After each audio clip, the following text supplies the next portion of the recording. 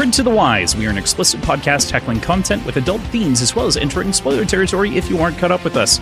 This week, that would be through part 2 of Best Served Cold and the First Law trilogy. Don't think that we're not going to talk about that. I know it's a standalone, but we're not going to not talk about that other trilogy that we just read.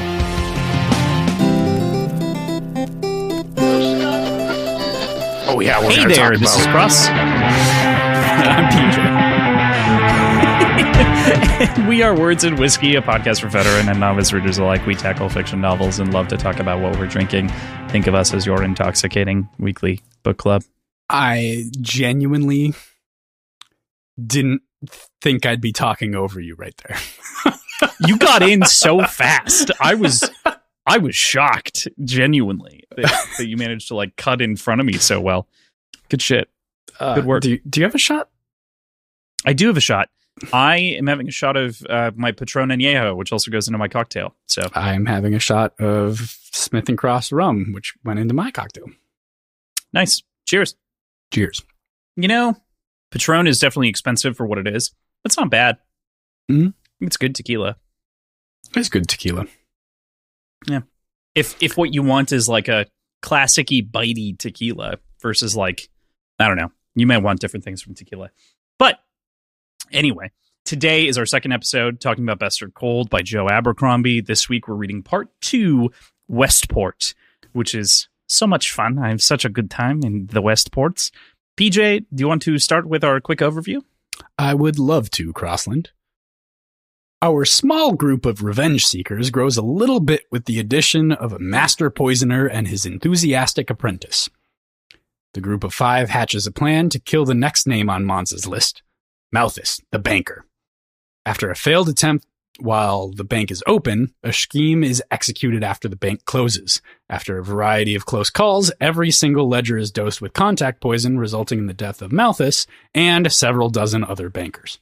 PJ, great summary.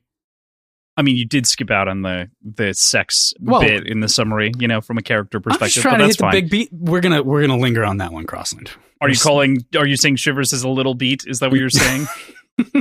Monza says that. Yeah, it's true. There's a lot of good stuff there. We'll definitely talk about it. But I did want to say there are just like a handful of words that you say in a specific way that isn't even an accent. It's just how you say them. And I've always found it funny. Scheme is one of them. Yeah. Scheme? Scheme? Yeah. I mean, the SCH should make that sound. You're not wrong. I feel like I'm right now. I say that. It's one of those words where, like, the English German, I'd be interested actually to learn the etymology of it. I was recently doing a little bit of studying etymology for some naming conventions that I'm working with in my book, and I want to like correct things and like make everything a little bit more homogenous. So I was listening to some etymology, and they were talking about the origin of like night being knicht, actually, and that silent letters weren't a thing in English, but we've retained them and we've silenced them as it didn't make sense. Old English to New English. Suppressed the letters. We've removed a lot of the French, actually, is what it is, because that knicht is the more original French pronunciation, which is interesting. That makes that iconic Monty Python scene make a lot more sense. The knichts. Mm-hmm. Yeah. Anyway, just kind of a fun side tangent that I've been going down. So I'm curious. I'm curious about the etymology of it too.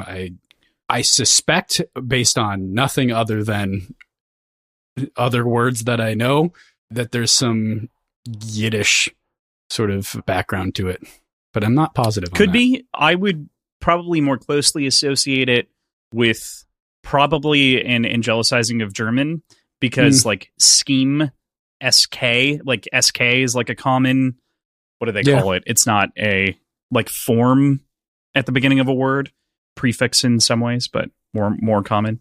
But neither here nor there. I am not a linguist by any stretch, but now I am curious. But so. I'm not. Not in practice. Yeah. I'm out of practice. Not a practicing linguist. Yeah. I stopped speaking a while ago. PJ, how'd you feel about this week's reading? How'd you feel about part 2 in its entirety? I fucking love heists, Crossland. I know. It's so good. It's so good. Like, the format of this story being a character-driven story that is effectively a series of interesting short stories as it portrays itself right now. That seems to be what it is. Yeah. Pretty fucking good. It's pretty fucking good. It's a heist where they didn't really steal anything, but also they tried to steal a little something, which I know we're going to get into like the specifics of it a little bit, but tried to steal one little shell. One little guy. One little scale. Not shell. Mm-hmm. A shell-based economy in Styria would be pretty funny. But probably doesn't make a whole lot of sense. Probably makes more sense for the Thousand Isles. Cool. Yeah, I really love this. I think that like having Malthus also be the central character here is another fun, I don't want to say like callback, but another fun reminder of the previous series, and it's an end of sorts for a side character. Yeah, of what story we're in and the connections that the ripples that this will have downstream. Right. Yeah, this is absolutely upstream? I don't know. What direction is the Union from Styria? Or the down Union is roughly east. Are we Styria in is a roughly like Union-centric world, or are we in a Styrian-centric world as far as the map makers go? So, I want to explain this as plainly as it can be, considering the thing. We know that the Union is in like there's Midderland, there's Angland, there's all of these things, right? Joe is a very simple world builder, simple man, right? Midderland is in the middle. It's in the middle. It's in the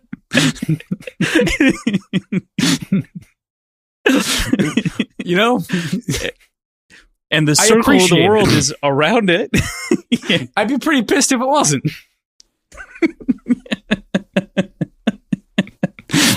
It's so good. It's so easy. The jokes write themselves. No, but generally speaking, is roughly, I think, just like directly east of Midderland of the Union. So very technically, I'm looking at the map here. Westport is further south than I thought it was, but yeah, Styria. I'm not talking cardinal direction. I'm talking up or down, Crossland. Sorry. Westport would be down. Okay. Well, it'd be right. I guess Midderland would be right. Okay. Yeah, and Talons would be equal to? Equal to? Is overlapping. I mean, but east. It's right. It's right, but equal. with some ocean in between. Okay. I'm so sorry. I can't help more. That's it. That's all I have. Good. But yeah. Anyway, it's a ton of fun. I love this. I can't wait for you to actually see the map.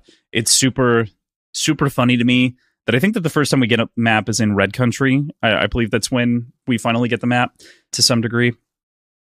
But oops, hit my microphone there. Sorry. But the Heroes has a map in it.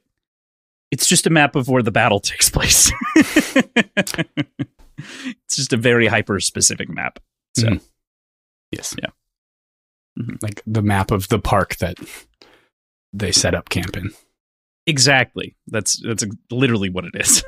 Very helpful. Mm-hmm. All right, cool. We'll move into the actual episode itself here. We'll start off here with our breakdown with part 2, Westport.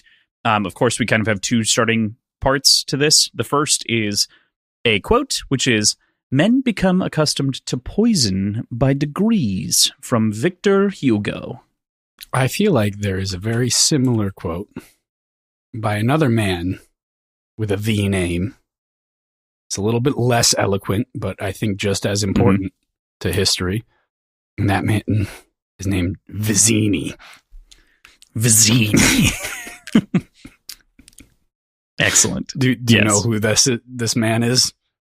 Do I know who Vizzini is from The Princess Bride? Okay, good. Are you? I'm just making. Are you kidding me? You had no discernible reaction on your face. I was laughing. Oh, not what I looked at. At the very least, I was smiling. Yeah. Okay. Yeah. No, of course I know who Vizzini is. I love Vizzini. And it is interesting, of course, to also double back on that with poisons and sort of that whole thing as well. So good call. Do you actually know who Victor Hugo is outside of the names? Frenchy dude, right? He is a Frenchy dude. Yeah. Do you know what he wrote? I feel like I've read something that he wrote. Probably. High school or college, I'm not sure which. I couldn't tell you. A Catholic guy? If he was a Catholic guy, I read it in college.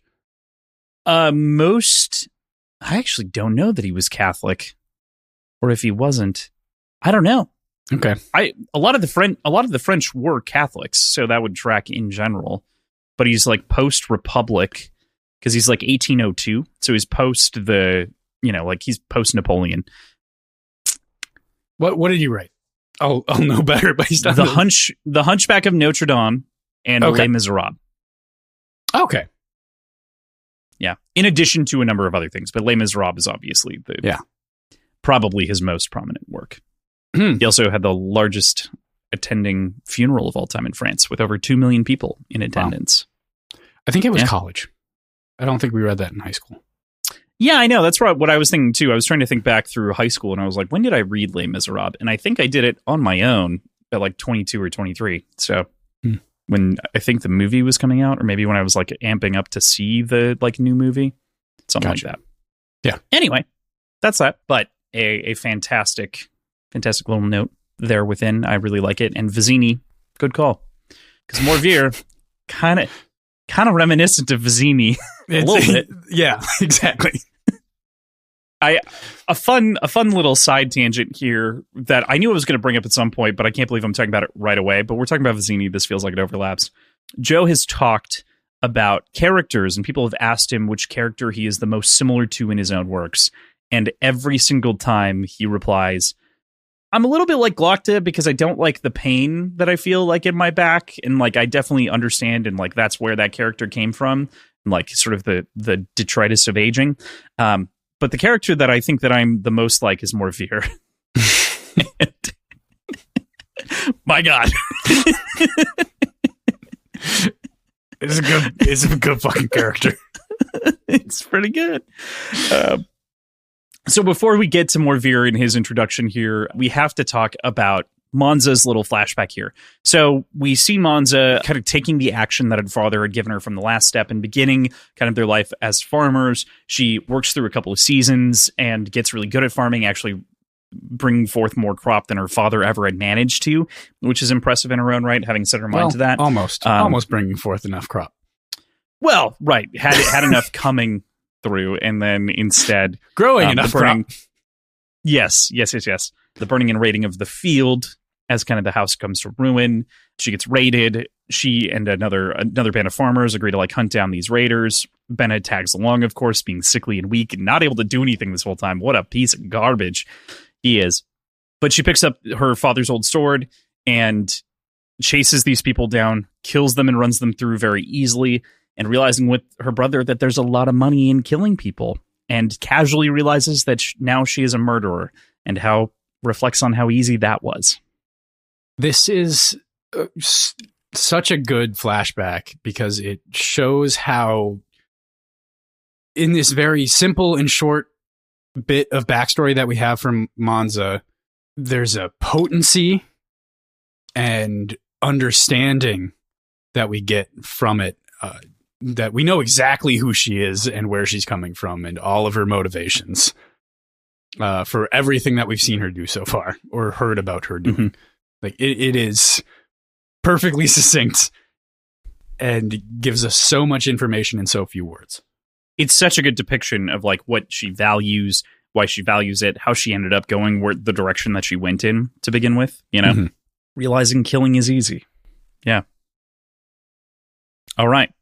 Any other notes within the little flashbacky bit? Oh man, it's quick. I really like, my heart broke for her when she was like so amped on how like successful she was becoming at farming. Mm-hmm.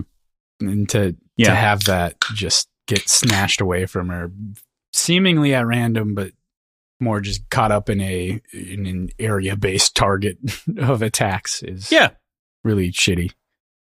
Yeah, in addition, I mean, it kind of paints why she is this, and we'll talk about this more over the course of this week, I think, but why she is this sort of like realist utilitarianist or pessimist, right? Like she has all of those different elements on sort of what I would call like the southern side of the half glass being empty. You know, like she's more of an empty, or the glass has water in it type of a person. And this is part of the reason why she just came to realize the world in the way that it was at a very young age.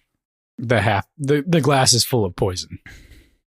The glass is full of poison. To put a good sort of theme on it. Mm-hmm. Speaking of, we'll kick off into our first chapter here. Poison.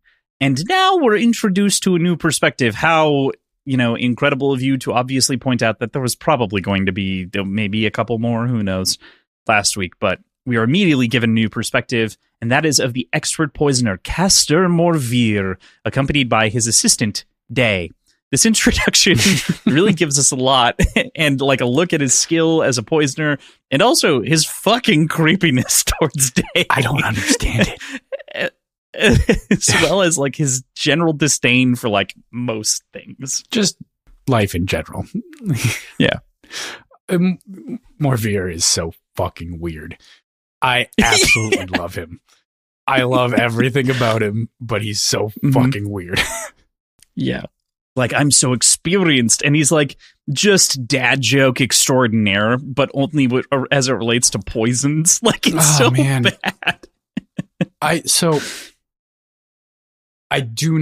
I'm not even going to begin guessing at the relationship that he has in his mind with Day. Don't get it. Don't get it at all.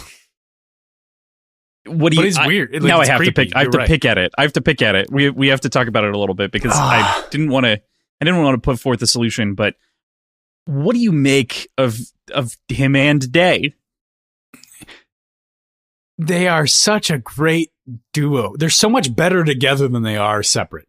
Like, they're such a perfect duo, because he has a little parrot. He's like a pirate with a parrot, and that parrot is a dick. Yeah. But so is he. Mm-hmm. I genuinely kind of think of them as a single character. It's fair. Yeah. I like the parrot angle. At the same time, he is definitely attracted to his parrot. Yeah. He is. It's not a master apprentice relationship. Like, it's as not it's portrayed. Yeah. Well, as is in his mind. True. Well, not really. As it is outwardly. Yeah. In his mind, he's very incel adjacent. Yeah. In weird ways. Yeah, in a weird way. It's not fatherly either. I don't know if it's sinister either. But it's edging No, but it is towards creepy. It is creepy. It reminds me of people who have relationships with their teachers, and like the teachers. It kind of does. In particularly, like I'm not suggesting like college. I'm thinking closer to like the like creepy high school relationships that you read about, right? Yeah, and that's. That leaves me with the heebies, but it isn't actually that way. It is more like a college professor, but I get worse heebies for some reason of Morvir, and I think it's just all of Morvir in one. Yeah, man, is he fun? He's such a weirdo. Okay, so from there, talking more about Morvir being a freaky little guy, Morvir greets the party as they approach after crafting the king of poisons and teaching Day this sort of like miracle poison. And the party Day has officially graduated from apprentice to, or not from something to apprentice, or what was the? No, so I think it's apprentice to assistant. That's what it is. What she goes from. Yeah. Because he's like, you have all that I can teach you. I would appreciate if you would come on as my assistant. And so, yeah. Good. Yeah. So good for Day. I mean, she learned all these poisons. She seems not a total fuck up. Still fucking creepy. Still, well, Morvir, really creepy. Day's not so creepy. The situation. Oh, yeah, the relationship's creepy. Yes. Mostly because, A, we're not in Day's head, so we have no idea what Day thinks about anything. But also, B, Day doesn't seem to be coming on that way in any stretch. No. She seems to genuinely be like a student, a learner, a participant, a friend, by and Has large. a thirst for knowledge, genuinely. Yep. Thirsty for knowledge, not thirsty like Morveer is. Right. Yeah. Right. They're both thirsty. They have different tastes. Different quenches to their thirsts. Quencher. So Fuck. No. Monza arrives in the whole party, and I'm sorry, I can't. Quencher, thirst. I'm stuck. I'm so sorry. We're gonna. It's so quenchy. So quenched, just like a nice blade. I don't know. That's a different use of the word. Anyway, so they discuss the offer that's on the table, which is from Monza to hire Morveer to help with the deaths of Orso and the rest of the crew, of which there are a total of 5 remaining people to assassinate, and then Orso. So that brings the total to 7. We've got our kind of 6, as Morveer has come highly recommended from Sejam, again, previously our acquaintance. Last time they gave us friendly. So, yep. We also get a tale. Suspiciously absent here, and I don't feel like we really get an explanation of why. Or is he there? No, Sejam isn't there. He's just friendly. He has a little. No, I think friendly is there. I might be outside. Just no. Oh, I mean, he doesn't go in. Yeah. Okay. Yeah. I think. I mean, maybe he's watching outside. I thought he went in, and I thought he got poisoned. I thought they all got poisoned. They might all get poisoned, but if for some reason I feel like it was just Shivers and Monza. I think he mostly just remarks upon Shivers being the big one. Be it. That might be the case. Because Shivers is the big guy here, despite it's so voice, tough for me to square that. Yeah. Despite the big creepy characteristics of Friendly. Mm-hmm. Friendly's because he's got like a thick neck, and that's like he's like bulky, thick neck, short compared to a Northman, which is like me to you. I got just a thick neck, big head, and you're tall as shit. So yeah, And now my hair matches. There it is. Or now Shivers matches my hair. I don't think that's true, actually. I think Shivers has a little bit more hair on his head. Even after the haircut. From styling? Yeah. I think it's more of a styled cut. Like I imagine something flamboyantly Italian, Shaved with a dog hair clippers is a style, Crossland.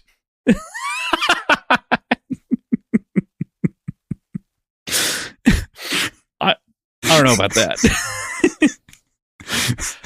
Also, you could get other hair clippers. The dog one works so well, though. Are you sure that it's good for your skin? What's different? It could be actively, okay, we don't need to get into a whole hair rant on this show real quick, but it could be actively like pulling out your hair follicles in the long run, which would just make you... I'm just telling you, I've torn the thing apart, I've looked at the blade, I've replaced the blade on it. How would you know just by looking at the blade? Because I know it, like they're like little scissors, they're like teeny tiny little scissors. I looked at my serrated knife and I was like, yeah, it probably doesn't tear the fibers apart at the nanoparticle level. It probably doesn't mess with my hair follicles. Okay, we're not getting into the nanoparticles. I'm fucking kidding. But also, I think my point stands. I would still question the usage. But good on you, I guess. I shave my dogs, I shave my head. Like, what do you want from me? Jesus Christ. Better. I want better. So, talks to Morveer about offing all of the crew, coming highly recommended from, again, Sejam, of whom is likely running a criminal enterprise and cannot be bothered to appear in the scene. We also get a tale of how she can afford this, and it's something that we had speculated on last week, being the source of her wealth, and speculating on the wealth of Herman, of whom Monza gives a detailed accounting of being incredibly wealthy, more wealthy than anyone could imagine, as both Day and Morveer kind of reflect on the nature of Herman, which is a good way of getting the story exposed to us without feeling like info dumping, because Day's like, I genuinely have no idea who the fuck you're talking about. More wealthy than he came on to be, which Morveer was like, there's speculation that he was living above his means as just to seem more affluent than he really was. And this is like, no, he was acting poor now. Yeah, he was wealthier than you could imagine. That's his fucking crazy. Yeah, his largesse was not unfounded, which is cool. And getting like the story behind Herman, I think, is kind of like a neat anecdote inside of this, which is fun by and large. I do also, again, want to add in that I think that this shows, to me, to some small degree, and we'll get like a little bit more reflective on this as we go throughout the week, but like Morveer is not very good at people or reading people or talking to people or effectively understanding people, but he sounds like he is often. He sounds so confident as he talks, but he is not a charismatic person in the slightest, despite constantly flapping his gums. Yeah, he's like an incompetent Glockta. Yeah. But talking, you know what I mean? Like, he's competent, but he's... I'm trying to think of like the right term to call him. Like armchair expert almost. Mm-hmm. Great call. Yeah. He believes that he's the master of everything because he mastered one thing. And so he is an armchair expert because he's an expert in one thing. And so he should be revered as such. Yeah. Mm-hmm. I'm this master of poison. Why don't you trust me on my read on this situation? Everything else? Yeah. I know how to talk to people. Hello, good sir. I'm bringing my wine into the city. I have so much wine to sell. It has been a good season for wine, you know? It's like, get the fuck out of the way. It's so fucking crazy. Yeah. At which point, of course, we find that the crew shortly thereafter is paralyzed as he delivers this sort of punchline, like a comedic villain in the midst of everything else. But it's a comedy beat, not a serious beat in a lot of ways. It is kind of terrifying in some because he did this. He explains that he paralyzed them with spider venom from their handshakes and had his palm registered with yellow seed oil, which is a way in some ways of proving that he is an expert at this. He really gets to interrogate their intentions and ensures that they fully agree to the terms, with Morveer getting up to 100k in scales based on accomplishing all of the tasks set out. What he does have down is the end of the movie villain monologue of explaining everything that happened and how. Well, you see, sir, I rubbed my palm with yellow seed oil, and then that will inure me from the toxins. You don't have to explain that shit, man. Mr. Bond. Yeah. Snake of talons. But that said, the spider venom reveal, like after he eases the tension by like drinking the wine himself or eating and the food eating the biscuits. Yeah. Absolutely perfect. Like totally caught me off guard. And it really set up the expectation for some fun out of the box techniques going forward from him, which obviously we see quite a bit of that throughout this section. But the 100,000 scales thing, just the amount of money being exchanged with barely a blink from Monza really has me of two minds. Mind one is that Monza is writing bad checks, which I don't think is true. I don't think it's true because it doesn't feel like she is a mercenary and a killer, but she seems perfectly honest in everything that we've seen from her. But the other option that leaves open is that she has an overwhelming amount of money at her disposal, which means that it feels like Shivers is being undercutted compared to everybody else. And I don't know how I feel about that. He doesn't know what to negotiate for, you know? He doesn't know to negotiate. Yeah. There's this whole note that one of the chapters... But well, and it's literally the very last line, right? Is that good men are so expensive. And there's so much focus and fixation throughout this entire Westport section on coin, because again, we're going to a bank and so many other things. So money is like omnipresent as a theme in this section. So, you know, I'm not going to say that all of these line up perfectly, perhaps, but this is a great note to include as to maybe a 7 deadly sins read on these people, also being a representation of greed in the form of Malthus and Morveer, perhaps. That's a good call. As a member of the crew. What would be, in that case, what would be GABA? I don't know. What do you think? But I think greed is definitely pertinent here. Totally. palpable. Maybe lust just for the fact that he had a whore with him. Like that. But we got a lot more people to go through before we do I have think a lot that you more to could go like through, and I definitively feel like, determine, you know? Yeah, I don't know enough about GABA to really make a call on that, but that would be the one thing pointing towards something specific. I mean, I think that there's an argument to be made to some degree for sloth for him because he's so indeterministic about like what he needs or what he wants to do, or maybe even envy because he like, you know, he has a wife and kids and he's kind of like looking out for that thing. There's so many different arguments that I think I'm that reserving right now those you could make for the prince and and other son. Like, yeah. The prince and the count. Yeah, that's what it is. The prince and the count. Yeah.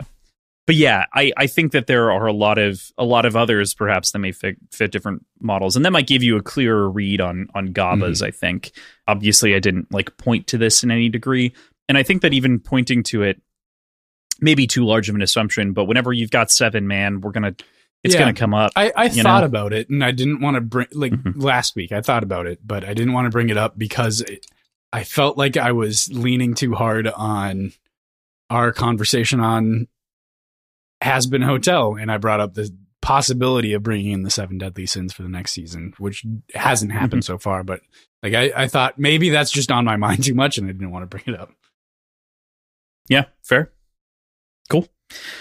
I just think, you know, obviously there's just certain prominent symbols and numbers, especially in Western culture, and seven deadly sins often equate. So to not give it at least a precursory glance would be lack of diligence on our part.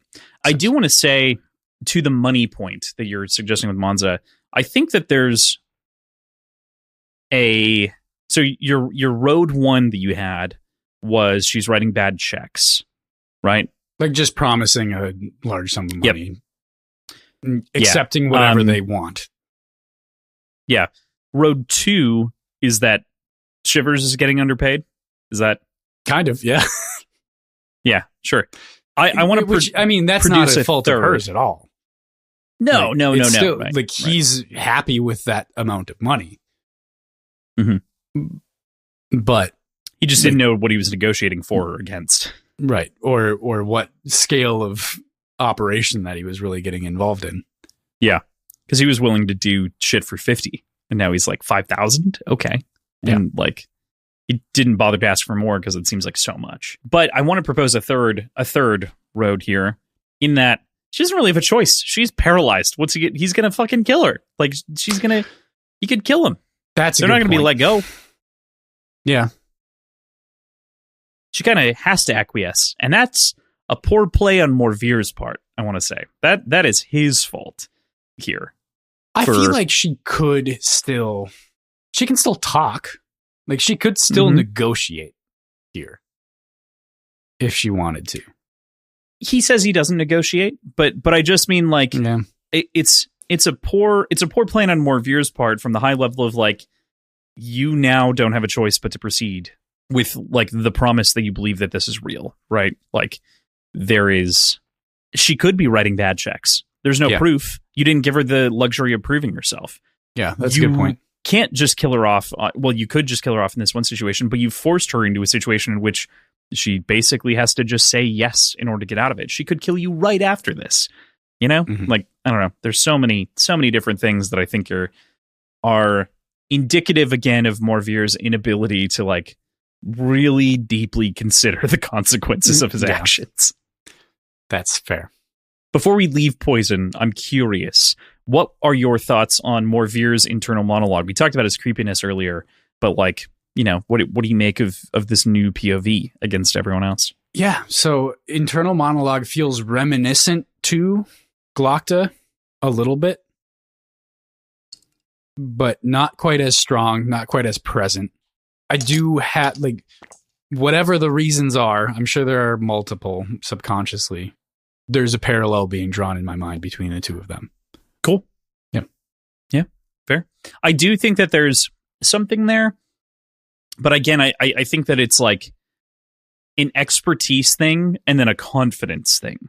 Glokta is confident, but not overwhelmingly so at his capabilities. He doesn't overestimate his own skill. Morveer is very skilled, but believes, like we were saying earlier, that parlays into so much more than what he's actually good at. And then we proceed to see him kind of fumble the bag, as it were, the rest of the section. Right. Yeah. Cool. All right. With that, we'll head into our second chapter here, Science and Magic. We open on an interesting conversation about the difference between science and magic that happens between Morveer and Shivers, as Morveer denounces the idea of magic as a childish thing and explains that the ideals of science as this sort of study and execution, again with this parrot kind of chirping in at different points about like, what do we believe in? We don't believe in hope. What is magic? It's just from a thick, heavy book, and it has all those wizards in it, and it's not good. There are all these like different notes. I'm curious as to what you make of this discussion around magic, the mist, and sort of Morveer's general dismissal. I think the biggest thing this does for me is make me question the role of magic in this area specifically. Obviously, there are people in the area that have experienced magic, like beyond Shivers. Shivers we know for sure. Malthus we know for sure. But almost certainly Orso has been brought to heel by... Actually, we don't know that for sure, do we? Are you saying by Baez? By Baez, but Baez by proxy of Valentin Bulk, potentially, without, like, real putting his... Like, he hasn't necessarily put his nuts in a vice grip like he has with Giselle. But now that I think about it a little bit further, high-ranking members of the Union were also oblivious to the existence of magic, at least on the surface. Like, Salt would have been my main example, but we knew he was kind of toying with it the entire time anyway, on his own. I don't know.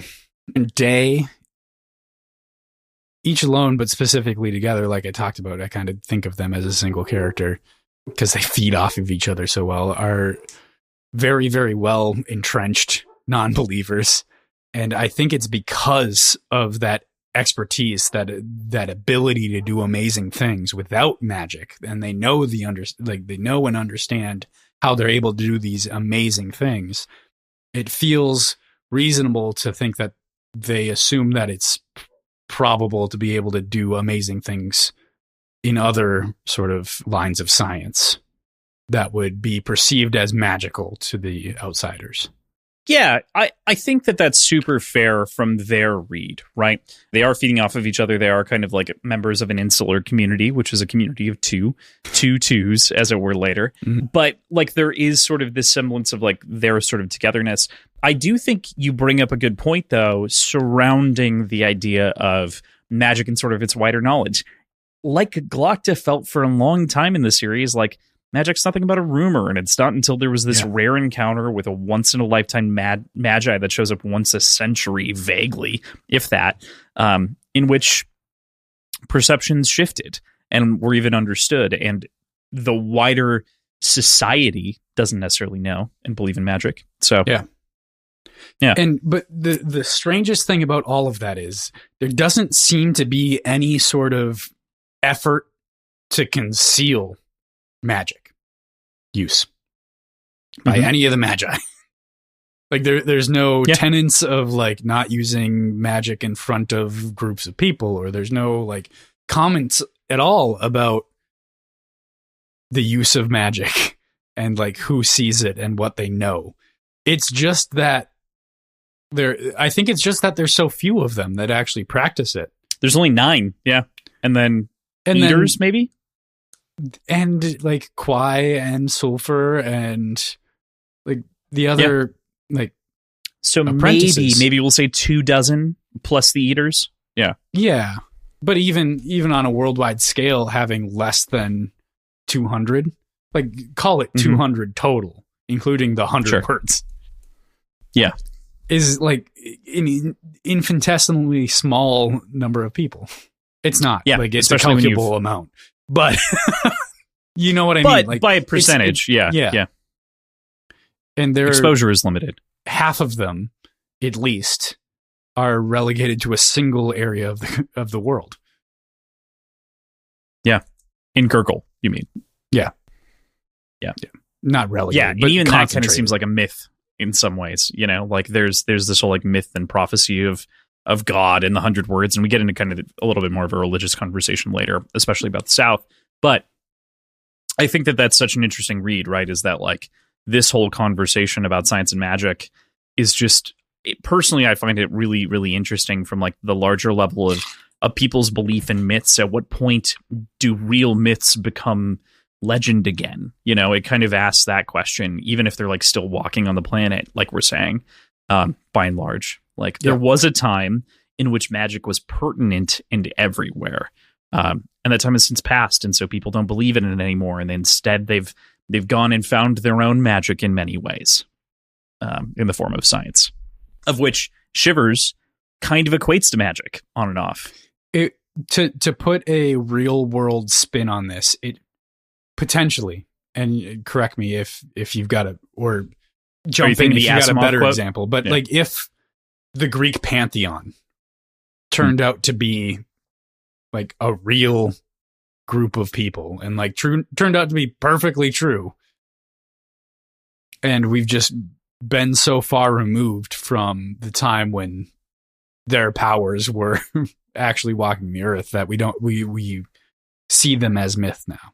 Is that kind of the right comparison? That's kind of what I was going for. Yes. That was kind of what I was going for. I would maybe more closely equate it. Good comparison. I think that you did well there, of course, and I think that is a good read on it. I'd more closely say like Norse, because the idea of like Ragnarok happening is that eventually they are gone then afterwards, and humanity continues, which is like the Lord of the Rings tradition. It's kind of the same thing. Yeah. So I would equate it more to like Celtic myth, and I think that kind of this leans more on that tradition than on like Greek tradition. But yes, absolutely, good example. Yeah, that makes sense. Yeah. God, yeah. Mentioning both of them make me want to go play Age of Mythology, but I think they just restored. I think they did a restore, and they also released a brand new expansion that they've never put out before. Fuck. There's new shit in Age of Mythology, which is crazy. I know. I just saw it today. Yeah, China. They added Chinese mythology. Oh, yeah. Fuck. I know. Crossland. I know, dude. I had the same reaction. I saw it 4 hours ago or something like that, and then I had like work meetings, and I was like, no. This is like core to PJ and I's friendship for anyone listening to this. So it's just like, all right, Crossland and I started being friends, like really close friends, when we started playing StarCraft together. Well, I would say it started Age of Empires 2. We were trying to like figure out how to do like long distance lands, and then we couldn't do that. And then we did like I came over to your place and would like set up, and we would do some like Age of Mythology. We did that like twice. Yeah, we did. And then we brought Adam in, who lived really close, which also Adam's been a long time across the street, and then across the street from you. And then it was StarCraft after that. So. That's right. You're right. Totally right. But Age of Mythology is like that was a game that I played before I moved across town and like met all of you guys. Like that was. I fucking love that game. Yeah. Oh, shit. Such a good game. Okay. Well, yeah. It's such a good game. So anyway, remastered and also brand new fucking stuff in it, which is so cool. So excited. How can I convince my wife that I'm not upstairs playing video games all day going forward? I mean, I won't. I have stuff to do, but that is all I'm going to want to do. I mean, you gotta make time for it. It'd be a fun one. Yeah, it's worth it. I would say. Like, I'm really excited. They also remastered the campaigns. They did like a whole thing. They also added some additional things throughout. They rebalanced stuff. Like they gave it the full like remaster repass. So I'm excited. Yeah. Well, that was it was before. I just hadn't had time, and now I have time. So now I'm like, okay, maybe. Is there any multiplayer campaign in that? I don't think so, but they're probably, with the way that team is developing their RTS games, I would not be shocked if they were going to do something like that. Also, on November 13th, there is what they're calling a Warcraft Direct, and it sounds like we're getting a proper remaster and additions to a good old RTS named Warcraft 3. there was a leak of a Warcraft Reforged 2.0 that accidentally was released early for a solid 3 minutes that someone caught while scanning the stuff. So it sounds like we're getting like everything that was initially promised, and it's just going to be there. So anyway, I digress. PJ and I have a deep love for RTS games. So, oh shit. I know. How can I'm super excited in so many different ways. Yeah. Ooh. Well, we'll have things to talk about, Crossland. Yeah. We're gonna have to figure out some times to do other things. So, but they did have some really fun like co-op missions that you could do, and like even versus would be fun with Age of Mythology because it's always just been fun. That game is fun as shit. Yeah, cool. Anyway, speaking of shit, there's a wonderful Shivers quote that comes in here that is just him kind of addressing and sort of like fighting his way out of being like talked down to when he has definitively seen magic and knows that it's real in so many different ways, including the blue tattoos on the Feared, including the mist that was conjured magically, like all of these different things. But and he to give credit where credit's due, he is also asking if what he's seeing here right now is credit or is magic. Is magic. Yeah. Because it's something that he doesn't understand. Right. And that misunderstanding can be attributed to magic here as well as it could be to everything else that he's explaining. So, like, yes, I know it's magic. You know it's magic. Shivers knows in his heart that it's magic. But it's entirely plausible that it's explainable in other ways, and like you can things beyond your comprehension are not so easily discerned from magic, right? Yeah, or that's a bad paraphrasing of the Arthur C. Clarke quote or Isaac Asimov. I think it's Asimov, but are indistinguishable from magic. Yeah, right. And as such, that doesn't mean that what they are doing is science necessarily, but I think that this is like a further interrogation of that idea here, which is so fun from Shivers' perspective. Yeah, like it's such a good like fantasy. Like, okay, I don't get what you're doing. It is magic. I've also literally seen magic. Is this the same kind of thing? And they're like, lowly little turdling. You don't understand what it takes to make a poison. Yeah, but yeah. Are spiders implementing magic on a small scale that hasn't quite been explained by the very in existence hard magic system in this world to produce their venom? That is, I guess, a hard magic system, PJ. It could also be defined as, well, interesting. Are spiders magical? Biology is technically a magic system, I guess, if that's what you're trying to argue. Christ. Anyway, Shivers, like me in this moment, coming back in this sort of a hard retort, says, I think you've got a head full of shit, which is no surprise because your face looks like an ass. You little men are all the same, always trying to prove how clever you are, so you've got something to be proud of. But it don't matter how much you laugh at me, I've won already. You'll never be tall. Seeing across a crowded room will always be a dream to you.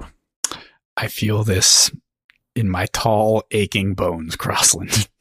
I feel vindicated by it. I feel empowered by it. But, okay. As a 5'11" guy, I also am not on the short side, but I can see across a crowded room. More veer, though, fucked. You're you're on the tall side of average. Right. Especially where you are now, but where you grew up. Right. True. You grew up with a tall space. I also, on my mom's side of the family, am the shortest male. Brutal.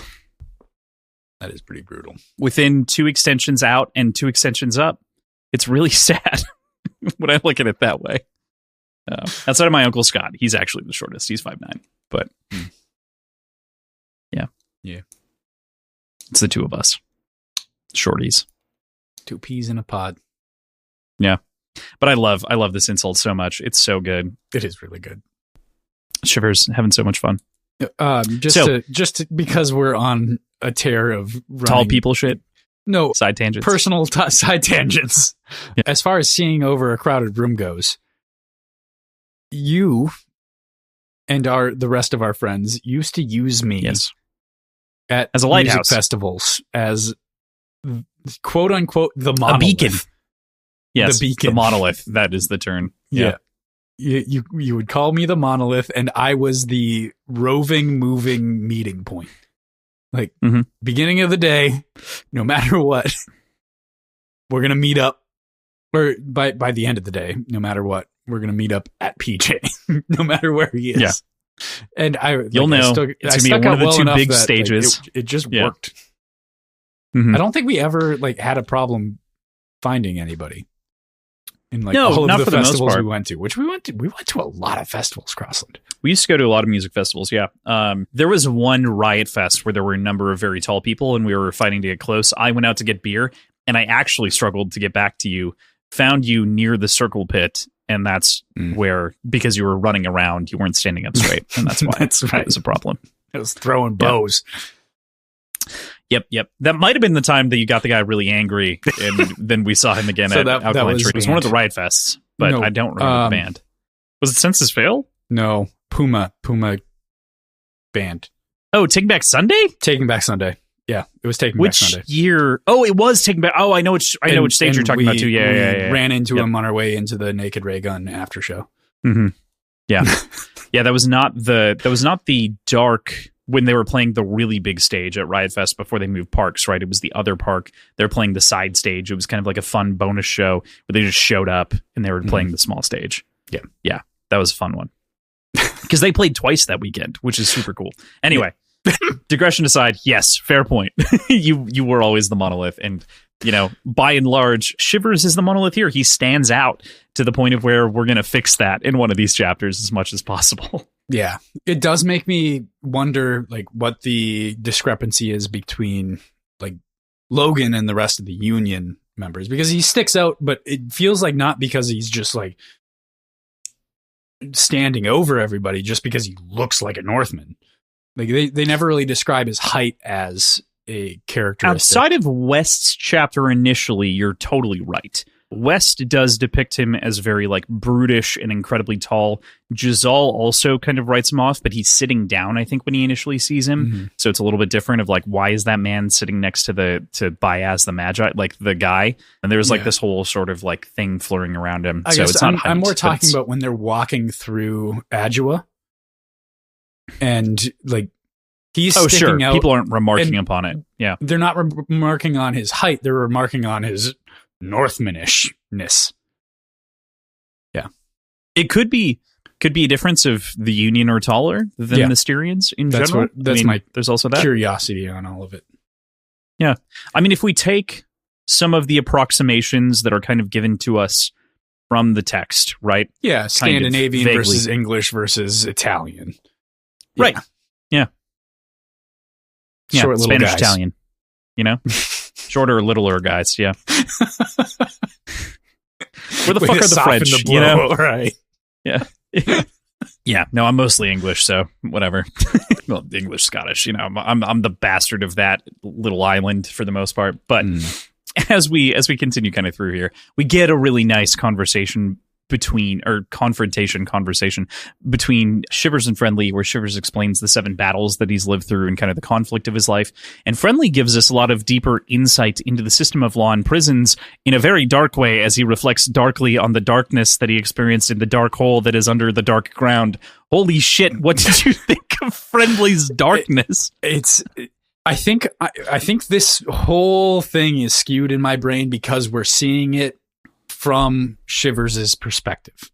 So I have to put that out there because I'm probably going to say some things that I don't actually agree with, which is that violent punishment seems like a more just and weirdly humane way of dealing with crime rather than incarceration. The portrayal here of incarceration is so crazy, actually. When you put it in terms like this, it's that is kind of bad, isn't it? It's really shitty. Neither of them are particularly effective at rehabilitation and reintroducing people into society, but I don't think either of them are intended to. I guess safety has a countdown. Like, there is a time when they'll get released. But do you think Supposedly. Shivers is less or more dangerous since he was in safety? Friendly, you mean? Friendly, sorry. And Yeah. Friendly got, like, broken out. Yeah, paid out. Yeah, but, like, he didn't get to 0. I know, but do you think that he was less of a problem before he was in safety or more? I feel like he was worsened by safety. Great point. Great point. We love our rehabilitated prisoner. I love Friendly. Don't get me wrong. He's one of my favorite characters ever. Yeah, but I think safety really had a profound negative, violent, horrible effect on him. Yeah. And I don't think that would have changed if he'd stayed there a little bit longer until he was, like, supposed to get out. Right. It was the fact that he was in safety to begin with that caused the problem. Yeah. But yeah. So, Yeah. like, I love that this is seemingly this is a microcosm of an interrogation on the incarceration system within the modern world. A little bit. I don't think, or at the very least, it makes you question the ideas, right? that's what I mean. It's not. Joe isn't moralizing, but he's not speculating. saying that, like, violent punishment, whether it be executions or maimings, are the better system. But it does, like, kind of draw the comparisons and, like, make it seem just as bad, if not worse. If not maybe more humane, like vicious scarring for murder, as opposed to maybe an occasional hanging, or beheading or whatever it is. Yeah. Yeah. There's something there that, like, the obvious thing to point to, and the reason why I am strictly, like, against the death penalty in general is because the state is bad at arbitrating things facts, right. Yeah. In general. Also that. Like, they can get things wrong and do often. So to assume that they will do something with, like, definitive proof is, like, really hard to accept. But this is a fantasy story. This isn't. But the fantasy story is asking those questions about these medieval forms good to of ask those questions. Imprisonment. It's really good to, like, interrogate those things. Mm-hmm. So I love that. It's fun in and amidst the rest of it. Like, it's just and I hope that you're also appreciating that this is just in the midst of the rest of this great story. Yeah, this is just like, in the middle. Hey, real quick aside, just right do you want to talk about prisons? It's like a couple paragraphs. Is it, like, even 2 pages? I think it's a page and a half or something like that, as far as the conversation goes. Because it's like Shivers is like, he's, like, asking Friendly if he's been in any battles, and he's like, no, and then he just continues as though Friendly had asked him the next question, right? Yeah, and just tells his story, and then Friendly gets to reply with, like, more, because he gets interest in the number 7, not because he's actually interested in the battles. He's interested in the number, and that's where the rest of this spawns. Numbers are so good. Numbers are so good. This book is so fucking good. So we get close to the city of Westport. We aren't actually in it as of yet, but we have our guy. I'm not going to call him that ever again. Reverom, which is a dumbass nickname for a poisoner. It's so bad. It's so bad. As he approaches the guards and manages to get them all into the city undetected, do his general. Actually, I don't know that he's responsible for this at all. It's just mostly, like, guards being indifferent and, like, really just checking to see if someone's, like, invading, I guess. But, after much flapping about Westport after the last several months and hearing about it in all the other cities, we get to see the vaguely removed city of the Union, like Dagaska, here in all of its glory. We get to see, like, a Union city-state on a different continent again for the second time. Thoughts?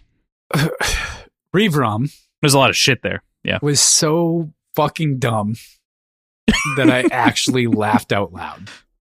Yeah. I forgot about it entirely. It was another one of those things that just caught me blindsided in the middle of this. Any situation in history where someone has actually gotten by with putting their name backwards as an alias? No, I don't think so.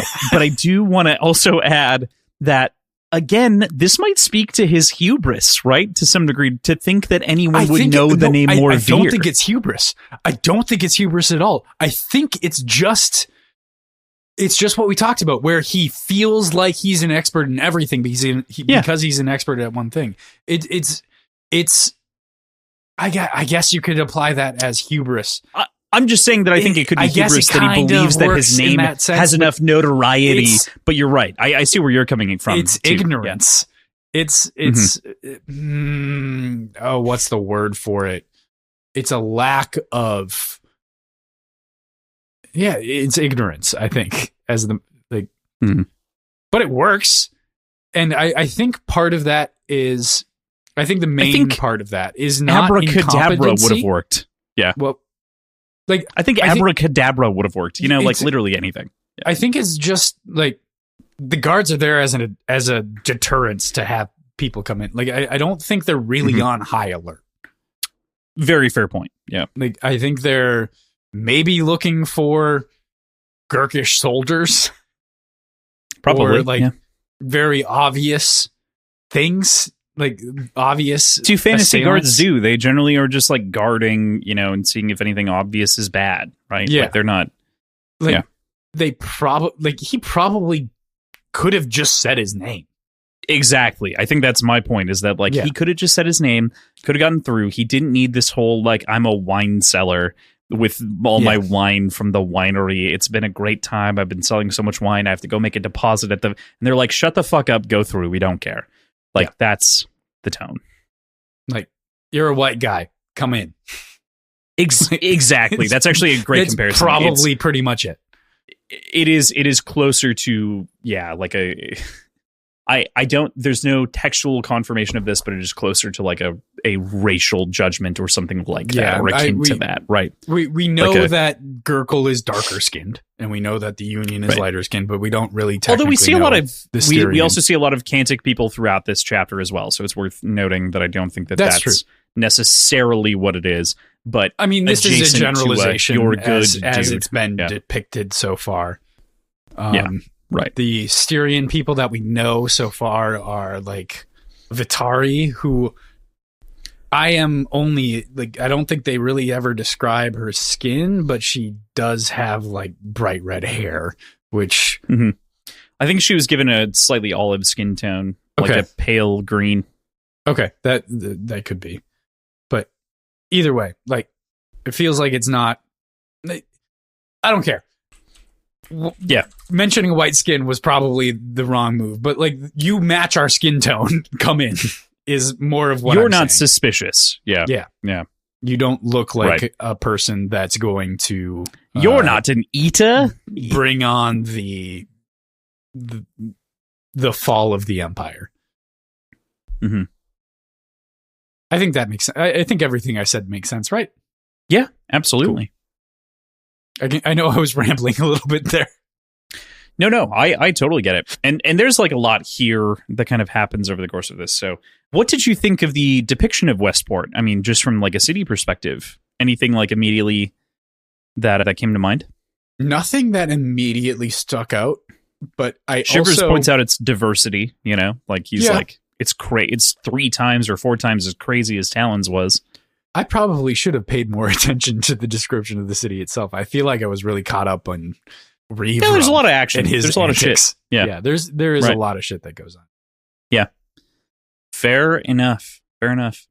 There is a couple of fun things that I kind of want to bring up that are sort of similarly tangential, like the discussion that we just had about prisons, but there's another good interrogation here that happens, which is that we have this brief contemplation, especially in this place of science and magic, right? From this conversational standpoint, there's a contemplation of God and religion that Shivers has, kind of being reminiscent to sort of what people saw or experienced seeing large Catholic cities for the first time, meaning people from outside experiencing these organized clusters of people in these grandiose fashions and these gold-plated buildings. And I'm saying Catholic because, again, I've got a lot of sort of background in Catholic history and whatnot. Also, this was happening, obviously, Catholics in the East. Mostly the ones with I mean, we're also interrogating basically a Roman equivalent, so it's important to note that, like, I'm bringing this up because it's Italy, right? Yeah. In our sense, but this was all over the place, right? People were converted in some ways to the idea of this powerful religion because of these big, incomprehensible buildings and structures and pieces of art and all of these other things that were so intimidating that it's fascinating to see that kind of called out from Shivers' perspective. It also points out that the North isn't religious in a very serious way, as he and Monza have this conversation outside of perhaps the Great Leveler, but that seems like a turn of phrase more or less than anything connoting worship, right? Kind of like we had talked about. But yeah, I don't know. What were your thoughts on sort of God in this presentation here? I don't know about turn of phrase. I think that works. I think it's used as a turn of phrase as well. But I think specifically, it's a little bit more cultural like than another word for death. And like, I think you're totally right that it's not. It's a personification of death. Yeah, totally. And I think specifically, the Bloody Nine references himself as an extension of the Great Leveler. Like he very, very often refers to himself as an extension of death. But I think at least once he calls out the Great Leveler. He does at least once or twice. Yeah. Yeah. Right. So I think that's kind of more what it is. Like it's a universal constant. It is a thing that will affect everybody except Baez, I guess. But the Magi, maybe. Yeah. Yeah. It's not something to be worshipped, and it doesn't command worship, but it is an entity seemingly in the it's personified in the Northern sort of lore. But they do use it as a turn of phrase more often than not. So yeah, I guess both of that, but not a religion by any means. Right. I think it's just like a nudge, maybe as a reminder that there really isn't a religion in the North. There is no need for religion. And I want to give maybe just like a cultural read on that to some degree. These people literally spoke with the spirits for a long time before that faded out culturally, right? And like in bloodlines and things like that. So I think an understanding that the spirits were there as a physical manifestation would make it as such that when they like gradually died out, there were no gods. There were these things that were literally manifested that they could talk to that were otherworldly. So again, in the longer mythology, perhaps of the North, they might personify those spirits as gods, but that's not what they are right now when it's more present, kind of like what we were talking about earlier with magic. Yeah. There's just a thought. It's a lot of questions. There's a lot of good thoughts in this book, which is another, like, you begin to get to interrogate the world kind of, because you're not in this, I don't want to say constrained lens, but you're in a very focused lens in the trilogy versus this is like everything's on the table, baby. I think it's a good time to bring this up because we've talked about it a little bit. I have to remember that we're in a standalone book.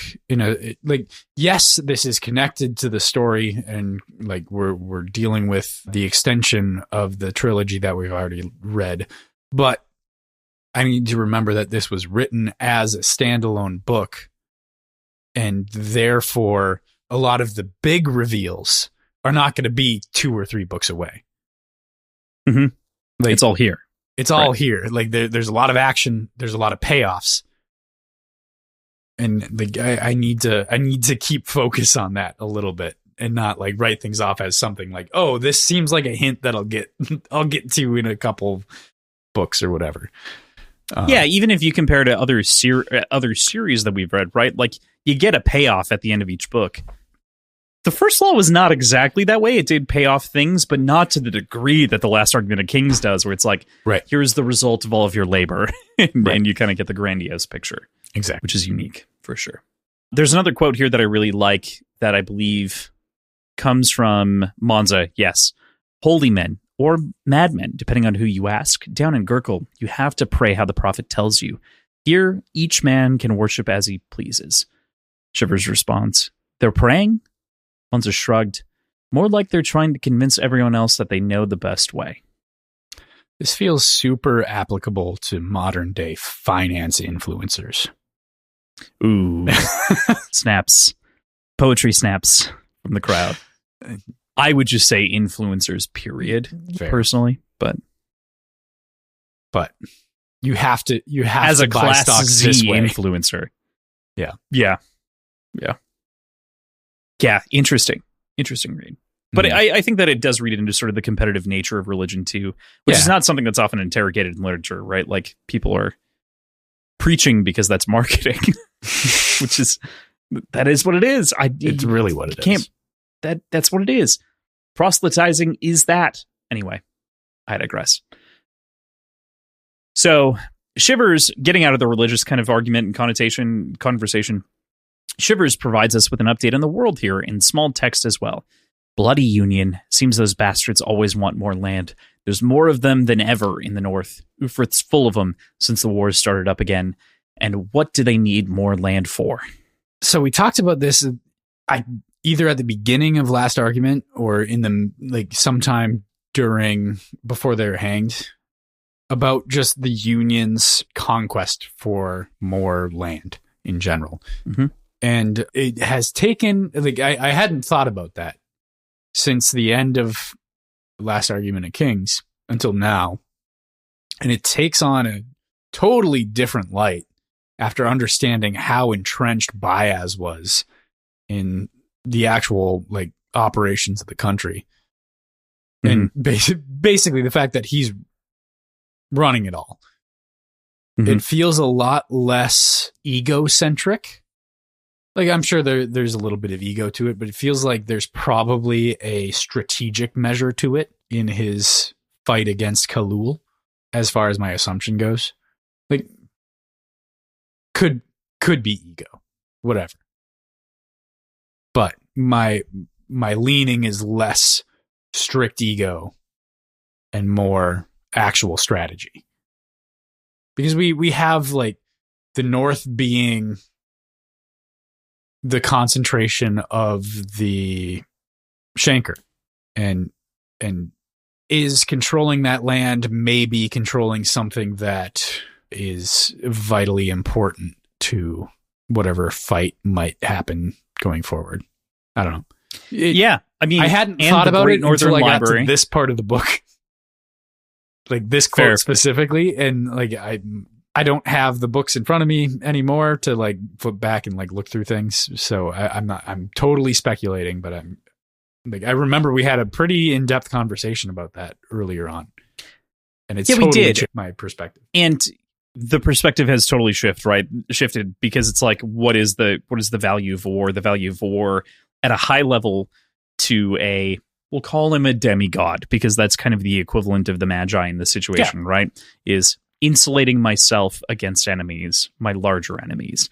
And his safest place, as we kind of know from the series, is that Great Northern Library where no one can enter without permission, effectively. So, unless they're maybe magical, in which case they might be able to pass through. There's some questions there.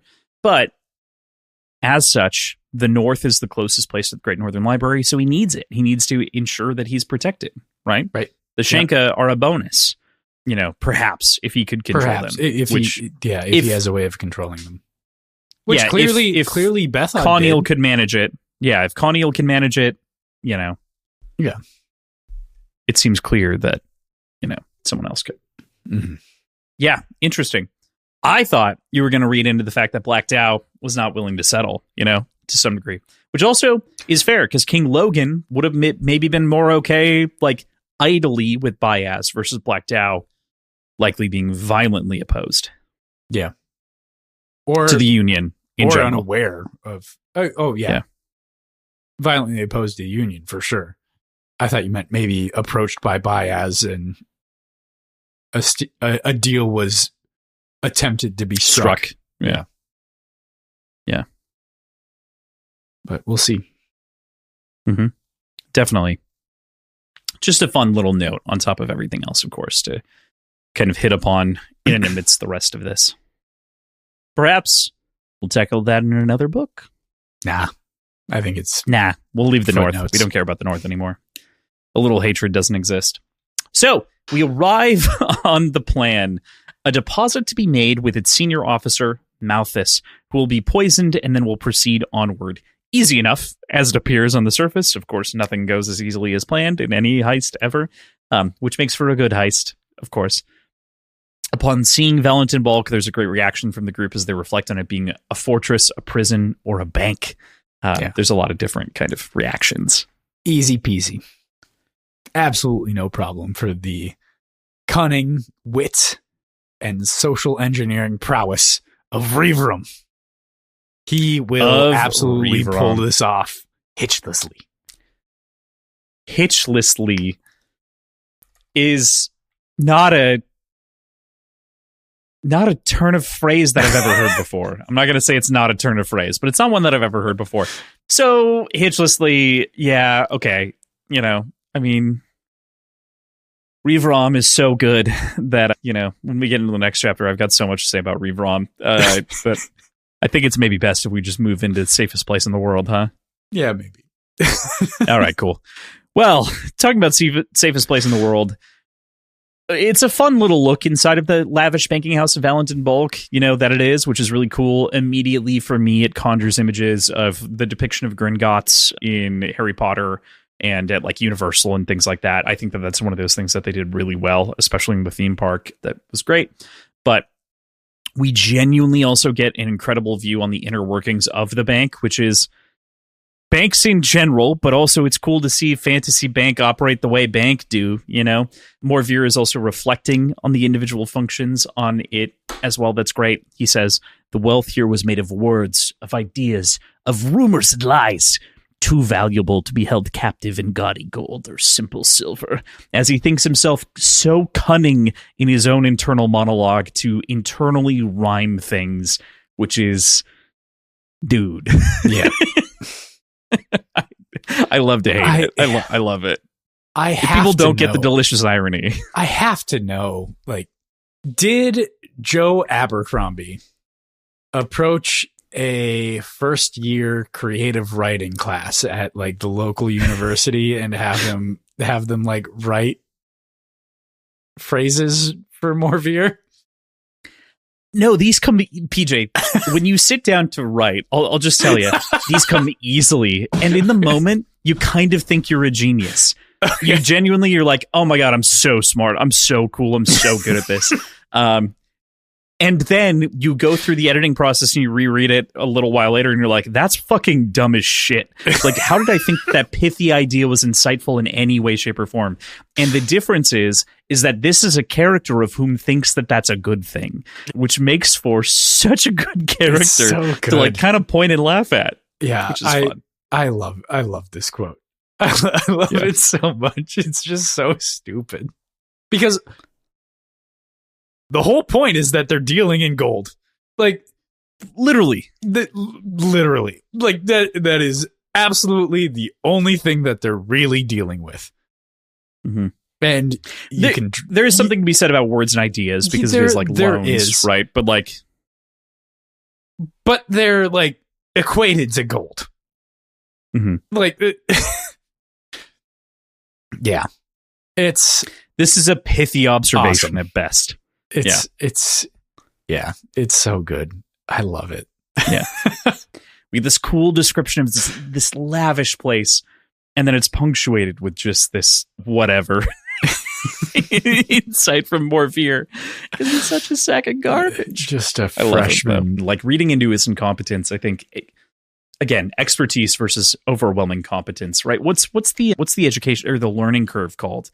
When you're experiencing the effect of like, I know there's a you have amateur expertise, but you believe that you've got, man, I can't remember the term. I mean, it's going to come to me a little bit later, but he is the definition of that effect.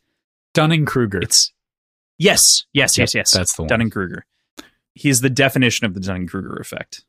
It's so good. And also, again, the fact that Joe most closely equates himself with this is brutally self-impinging and definitely, I hope, deeply ironic. I would think so. Yeah. I think so. Like that is the one character that you could point to with no real like redeeming quality, but no real like. Morveer has zero redeeming qualities, but I mean, from like a really high level sort of interrogation of the character so far, as I know him, it's one that's not offensive, but also not like no real good quality. So like it is an easy answer to say, to be like self-effacing, but not like overly offensive to yourself. Right. Yeah. Fair. It works perfectly. Yeah. Yeah. I think as we get into it more, I can start to see some of his own personal comparisons, but for the moment, I think it also does well. I thought I was going to bring this up later, but it hit so well so early in what you were saying that I was like, I can't help but like just give him this little detail. That's fair. I can't. Yeah. So to introduce ourselves to the members of the House of Banking and Vault proper, we then witness a brief exchange between Yoru Sulfur and Malthus, seemingly about Baez checking in from our read of the situation, not from a read of people of whom would be seeing this as a standalone, and asking whether or not Malthus seems to have things under control, before splitting to address Rivram, a noble house of Peranti. Morvier blathers on, botches several different attempts to poison the man over the course of their time in the house of Valentin Bulk before beginning to make his deposit. So before what do you getting make of into this at all, is it? Peranti some sort of reference or anything? Well, I can tell you didn't read the schedule, but it is a city within Styria. Gotcha. Okay. It is one of the cities that we will visit. Gotcha. Cool. I did not read the schedule. Okay, you don't need to. Yeah. Or you may not have retained it, but it is one of the parts takes place in Peranti. No, I didn't retain Peranti. it because I didn't read it. Perfect. Thank you for double checking my work. That is a plausible reason. Not true. Also, I tried to give you credit. I've looked at the schedule, but like I just look at the numbers and the dates. It's fair. I get it. What am I gonna get out of it? It doesn't mean anything. Christmas special this year is a wrap up. Yeah. Anyway, I'll know the number of episodes that we have and like when we'll get to them. 13 episodes, 12 in the book, 1 to wrap up. Yeah, I don't need to know episode 2 when Peranti exists on the schedule. How fucking dare you? Anyway, but you could have adjusted it. But regardless, this scene is very, very cinematic. For a scene with very little action, it is incredibly cinematic. And like I remember kind of thinking about that, remarking on it. And I'm excited now that we get to speculate on how these scenes will look instead of how they could look if they were adapted. Like that's so exciting to me. It's fun.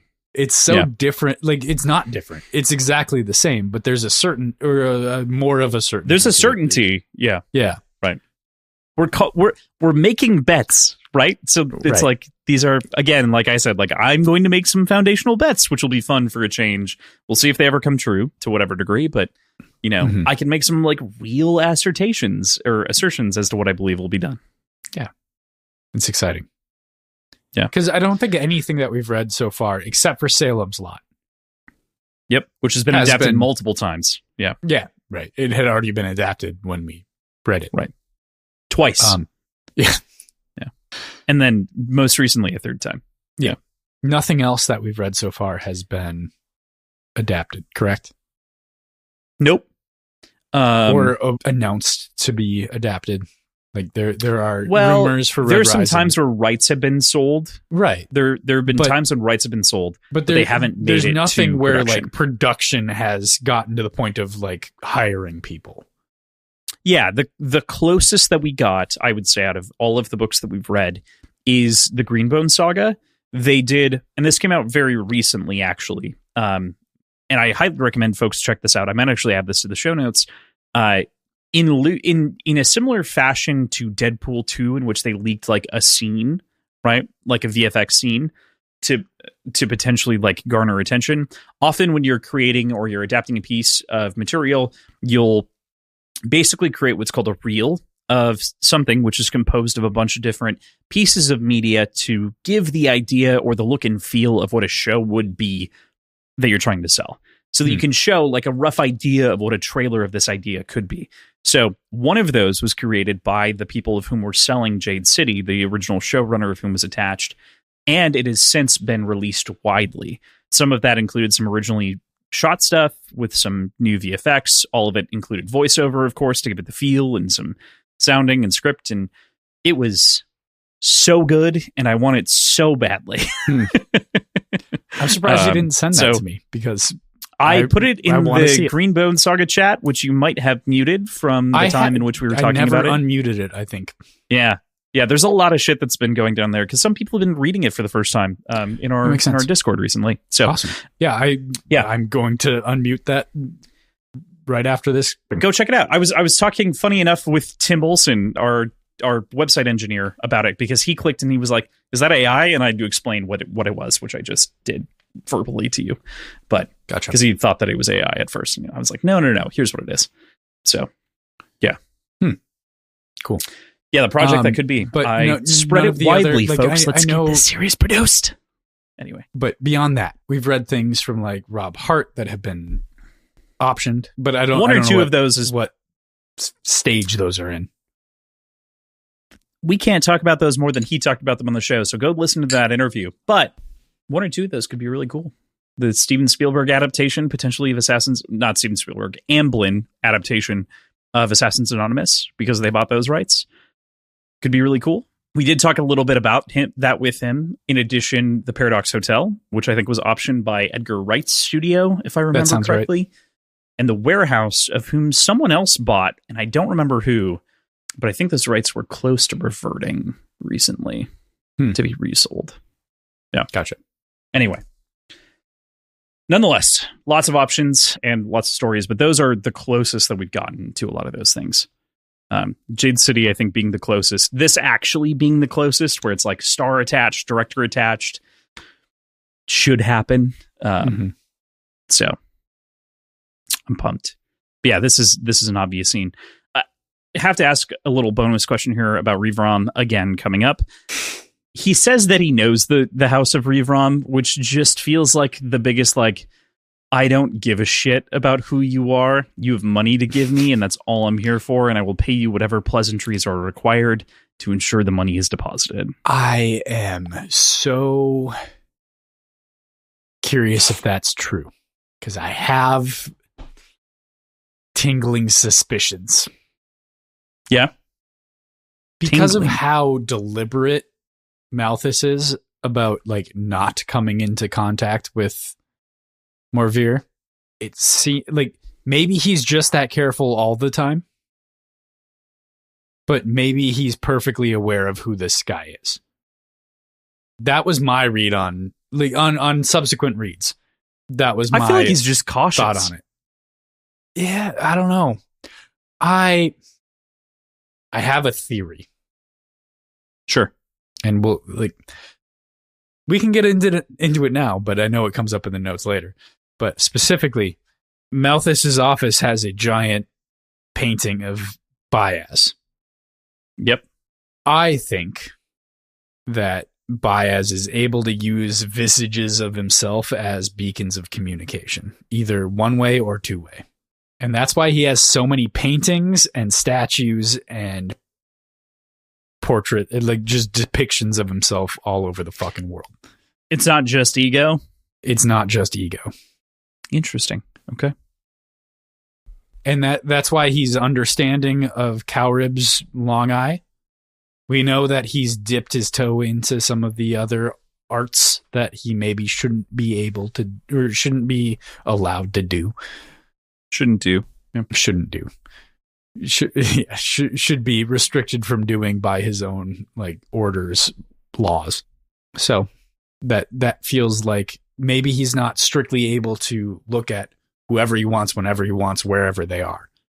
But to be able to obfuscate that a little bit and give himself an excuse for breaking that law, whatever it might be, that minor law, to be able to look through the eyes of his own visage. I don't know. And that may be exactly what, or part of exactly what Sulfur was talking about. Yeah. And interestingly enough, there's the depiction of Zoller Bioloveld that's referenced over top, right? That's in the room at the same time. And I think there are hints, and I forget which philosopher it is, that either Zoller or Staulikis, one of the two, I think it's Zoller, is maybe Baez in the way that he quotes himself or like talks and like references a quote. Like there's one of those old bald men that seems to also be Baez. Yeah. In reference. Yeah.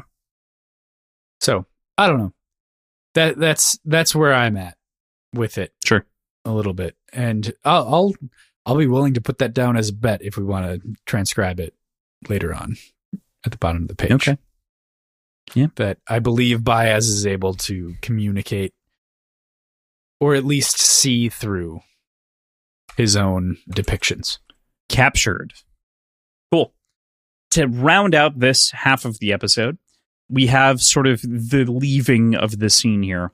Finally, Morveer having completely failed to get him with either the hand toxin that he had on his hands or the pen or slipping something into a drink as he denies all these different forms of being poisoned. He leaves with a promissory note of thoughts of a sort. Did you have any thoughts, though, on why Morveer lied about the value of the deposit by a single scale? Man, I have been wondering about that the whole fucking time. I have a few ideas, a few theories. Maybe he was testing the waters to really see what the level of security at the bank was, either for himself or just out of curiosity for like for himself for like a future thing. Maybe he just gets a little thrill from trying to get one over on anybody. That feels less likely. I thought maybe he's trying to extend the amount of time that he's in contact with Malthus and potentially even getting into another part of the bank, like being brought in to another part of the bank because of the discrepancy, as like, hey, you lied to us. Let's like isolate you a little bit. And like that would allow for more information gathering for this backup plan that we know he already has. I'm sure there are other reasons that I'm overlooking completely, but those are the three, the two main ones and the funny one that I've got on my head. Yeah, I don't know. Obviously, we don't get an answer in this section for the most part, so it is kind of purely speculation as to why he did that. It's an interesting confrontation into the way in which they care and account for money. He's but forgetful. I do... he could be forgetful. I don't... Could be. I mean, Morveer, as mentioned before, someone stole a scale from him. Yeah, and he wouldn't notice. We're calling him generally incompetent, right? For the most part, at certain things, you know. I think he's a pseudo-intellectual. I don't think he's genuinely, like, generally incompetent. I think he's just has an overinflated level. That's a way better way of putting it. I've been like trying to sort through how to say this whole time. That's a great way of inserting it. Yeah. As a pseudo intellectual myself, I require the validation of you to give me the boost that I need to continue to talk effervescently about this book and others. I love so good using effervescent incorrectly. A sentence about competence, but it's so interesting. It's like why lie about it and like why do it? And I think any and most of those are equally valid. So could be testing something, could be doing something else. I don't know. Hard to say. We'll find out. We'll find out. With that, let's go into our drink segment here, PJ. What did you have over the first hour and 40 minutes of the show? It's been a while. We're going into long episodes for this book, apparently, but our sections will get shorter, so the episodes will get shorter, but I actually finished my back half beer. I did too. Yeah. It's gonna be a long one, folks. Yeah. So not hopefully that long. There's only 3 more chapters. 4. Had a plan to do a tiki drink. So I went to, I don't remember if I talked about this. You talked to me about it, but I don't think we did on the show. When I met up with all of the Minnesota Howlers and other people that flew in from all over the fucking world, it was crazy, in Minneapolis, I took the opportunity to go to a place called Zips Liquor, which has just an incredible catalog of everything. They have so many things, and it's the only place in the world, not in the world, the only place in my area that I've been to that has had Velvet Flarenum in stock. So I got a bottle of Velvet Flarenum, and I also got a bottle of Smith & Cross, and I also got a large bottle of Plantation 3-star rum. Like that's what I went home with. Didn't need to get 3-star rum but they had it and it was like a good price, so I got it. But primarily I went there for Flarenham, and I got 3 Smith & Cross as well, which I used both of those in this cocktail. And I was going to do a tiki drink, which I guess I did. I did a tiki drink, but it's one of the only tiki drinks that exist that doesn't include citrus at all, because I went to my fridge and I didn't have lime like I thought I did. So what I made was the corn in oil. It is 2 ounces of rum. It usually calls for Caribbean rum. I use Smith & Cross, which I can't remember the origins of Smith & Cross, but it's a Navy proof rum. It's a 57%. It's a 114 proof rum. So it's a strong rum. It's an English rum. Yeah. English rum. Okay. Yeah. As opposed to what it really calls for, and like what would work really well is an Appleton estate. It is probably produced with like all of the Jamaican stylings, but it is an English rum. Okay, cool. So Smith & Cross rum, 2 ounces, half an ounce of John Taylor Velvet Flarenham, 3 dashes of Ango, and that's all built in the double rocks glass over crushed ice and topped with additional crushed ice, all stirred. It calls for a wedge of lime. I obviously don't have one, but it is fucking incredible, and I'm going to make them more often because it's so easy. I don't have to dirty a shaker. I don't have to dirty like all the other stuff. I don't have to worry about lime juice or simple syrup or anything. Like it is that's why I like the Negroni, man. I love a good stirred, easy cocktail. I'm with so you. Fucking good. And like it is truly a bigger than its components parts cocktail. Like it brings out all of these flavors in the rum, and the Angostura evolves somehow in it, and it is fucking delicious. And I urge you to try it if you can get your hand on some Flarenham. I know there's a way to like kind of create your own Flarenham with some lime and rum and some other like spices and things. Yeah.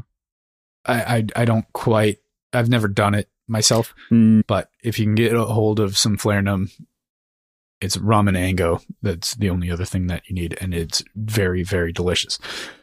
For my back half beer, I had Resort Casual. I was at my in-laws' house over the last weekend, and this is from Rocky Reef Brewing Company, the brewing company that that supplied the beers for my wedding. They're down the street. They have no business being so fucking good in the middle of nowhere, northern Wisconsin. Yeah. Like, I would really, truly put them up against almost any other brewery. They're one of my favorite breweries, no joke. This is a hazy IPA. I want to just tame that expectation a little bit for folks. I do want to say they're incredible for a small town brewery. They're definitely the best small town brewery I've ever been to. They do compete with city breweries, which is crazy for a small town. That's a good. Does that make sense? Yeah. I wouldn't put them at the top of the list, but I would put them smack dab in it. Only the best breweries that I know, like Black Stack and Barrel Theory and like New Anthem when they were still around. Like there's a handful of other breweries that are like clearly like just the top of the game. Did I take you to Wilmington? Yeah. No, not to Wilmington. Did we go to? No, I meant go to Wilmington Brewing. Yeah, oh yeah, yes, we did. Okay. Yep. But my point is, anything that I get there is incredible, and I love them. This is their hazy IPA and Eldorado hops. Resort Casual is the name of it. I am going to get a dark ale from my basement called Soft Landing, and that's going to be my actual back half beer because this one's already gone. Cool. Crossland, what are you drinking tonight? I had a cocktail that you named for me before I'd even created it, which is so good. I was like, what spirit should I use? I have tequila, I have gin. I have more than this, but I was like, I want to make either like a tequila drink, or not a rum drink, tequila, gin, or scotch, whiskey. Those were whiskey, I think I said, but you might have, because I don't have mixing scotch right now. But so those were the three things that I said, and you were like, you should do tequila. And then you kind of laughed to yourself and you go, tequila bunch of bankers. And I just immediately started laughing so hard. I was like, all right, cool. It's going to be a tequila drink. So I want to make something that was interesting because I feel like I've been playing in the same sandbox for a while, if that makes sense for folks. I've been kind of like iterating on the same general idea of like a Jungle Bird-esque style, right, for a while, and kind of spinning it a bunch of different directions or accidentally reinventing it in different ways. So I want to make something entirely different. What I did is 2 ounces of Patron Añejo tequila, a 1/4 ounce of Drambuie, a scotch, a really vibrant floral, like mixing scotch, which is really interesting, especially against tequila. Really cool choice. 3/4 ounces of black tea simple syrup, which I've really kind of enjoyed making. I made it specifically to make gin cocktails, and I haven't made any gin cocktails with it yet. It's crazy that this is the first time that I'm using it since I made the second batch of this stuff, and it worked out really great. And then 3/4 an ounce of lemon juice. I would maybe replace this with grapefruit juice, depending on your preference. You could go one way or another. I like the lemon. Grapefruit kind of felt like it almost fit it when I was tasting it. Ice, and then topped with club soda. So this is a long drink intended to be sipped upon. It would be a perfect summer afternoon drink. I love this cocktail. Holy shit. I know I've been talking a lot about like really liking some of the drinks that I've been making recently. This is right there. This is a fave. This is like, I feel like I did something that is really different this time. It sounds and it's really good. It's really refreshing. It's really clean. I considered extending it with maraschino. I tried it without the club soda. I really liked it as well as sort of like a sour upstyling. But I thought I was just like lengthen it a little bit and let it live. And it was so good that way. So either way, the only thing I would do different is I would serve it with a fresh lime wedge or wheel because I didn't have any. I did have fresh juice that I juiced over the weekend, but to throw in preservatives because I had a bunch of limes or lemons and they were like getting close. So I was like, all right, we're just going to juice all of you. Awesome. Yeah, really good. After that, I had, and I will have another one, a Graveyard Shift, which is a double dry hopped IPA from Westbrook Brewing Company, which is out of Mount Pleasant, South Carolina. It is adorned with all of the lovely killers that you would expect from a horror movie. It is incredibly tasty. I had 2 of these this weekend while playing D&D. It is so good. It's such a good beer. Happy Halloween. Happy Halloween. Not quite. Next week. Next week we'll do a spookier episode. Maybe. Yes. I don't know. Maybe. Depends on how the book shakes out. Maybe it's a super pleasant, not dark at all. I did make from a reading perspective, I made the next week lighter because I knew that it was a holiday week. So, it's a slightly shorter reading week than this one, for instance. So yeah, that's what I'm having. Cocktail was really great. I used Patron tequila, which I've never used in a mixing cocktail before. Incredible. Worked out so well in this. Really liked it. Nice. So, any regrets with got the name? Patron as a gift? No, I love it. What would you name so this good. if it wasn't a themed name?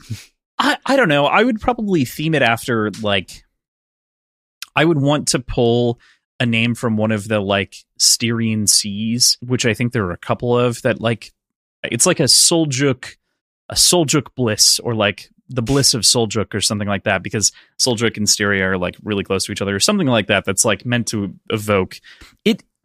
It feels akin with an Aperol spritz, but it is way boozier and like deeply, deeply different. Very herbaceous in a fun way. Nice. I'll have to try that. That sounds really good. Yeah, a little bit of Drambuie, man. It was so good. Can't wait to play with that in limited quantities, because when you can blow out a cocktail so easily with Drambuie, is what I found out over the last several weeks. So believe it. All right, so we pick up with Evil Friends. What a fun thought that you didn't really think about or consider, but obviously there was grooming going on throughout the last story, because most of the Northmen's hair was generally described or not described as like lengthy and scraggly and otherwise, kind of like we had talked about earlier. So to have Shivers show up to have his hair cut off here is just like an excellent idea in and amidst the rest of the fantasy. Like, of course, see, people get haircuts. What else? Like, are you just going to let it grow forever? No. Yeah. Well, they did. Sure. They needed to stay warm, specifically, yes, to some degree. They do just let it grow forever. There was a functional reason. Yeah. Yeah, this small scene, I feel like, did a really good job of giving some weight to the haircut without needing to have this extensive backstory or lore behind it. It was kind of. Do you think that passed off. haircuts deserve lores? No, well, that's the thing. Is that not cutting your hair and like having an attachment to having a long set of hair, like the Dothraki in Game of Thrones and things like that. Like there are other fantasy stories that have like an obvious like lore behind cutting your hair, and this doesn't, but it still gives like a cultural weight to that being the norm without it necessarily being something particularly symbolic of anything. Yeah, it's not crazy, but I do love the bartender's affectation this whole time. It's great. The barber, being like stylish. Barber, not bartender, barber. But yeah, the moment they're in which he's like paid off a couple of times with the slipped quarters, I believe she refers to them as quarters. The silver pieces. Sounds right. Yeah. Yeah, I think there were quarters slipped into his pocket, but continuing to do that over time, I just thought was a great little call. I was going last week. I think I was going to try to like suss out a monetary equivalency between a scale and US dollars, and 50 scales buys you a fishing boat with like some left over, and one scale buys you like a barrel of fish. Yeah. Is it that far off to say like something close to like $1,000 per scale? Per scale? A fishing boat, not like a motorized fishing boat, right? Like a fishing boat plus some like labor with it, like a crude fishing boat. Okay, crude fishing boat. For some reason, even in my head at the time, I was thinking like an Iceland, like you're just a fisherman in a little boat. 1,000. In like modern day. No, I know. I'm trying to draw the equivalency, especially with like what's paid for the food. And $1,000, and that's what's $1,000 for a barrel of freshly caught fish feels like not. That feels like egregious. It's too much. It does feel. It feels like it's too much to me.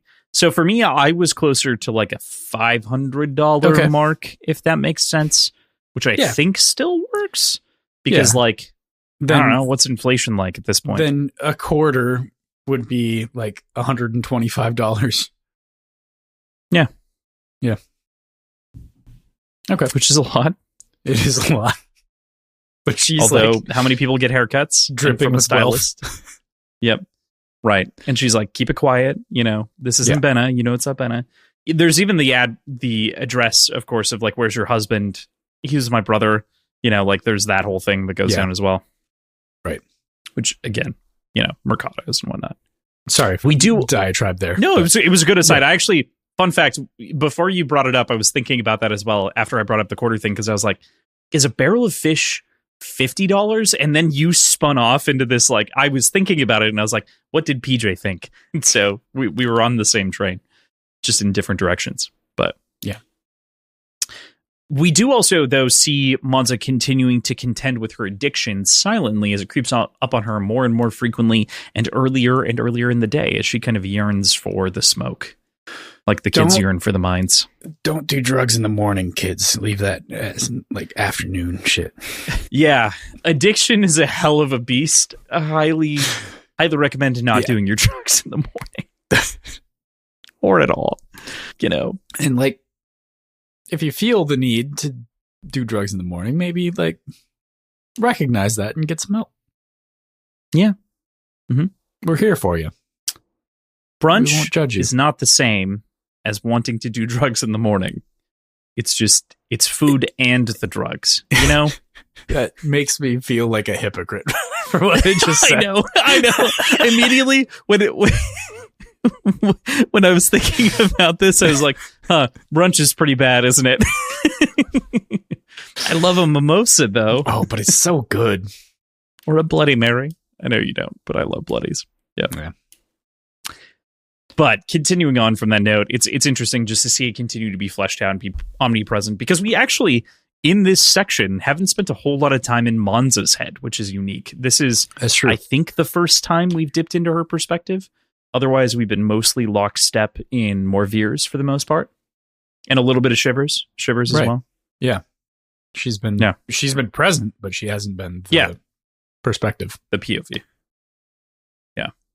While sitting in the barber's chair, kind of being poked at and prodded like a little child getting his haircut for the first time, and also freaking out over the state of the blade and otherwise, Shivers and Manja exchange stories about their brothers briefly before Manja coldly cuts him off before he refers to himself as an optimist. They further get into his life as a named man and why he chose to leave that life behind him.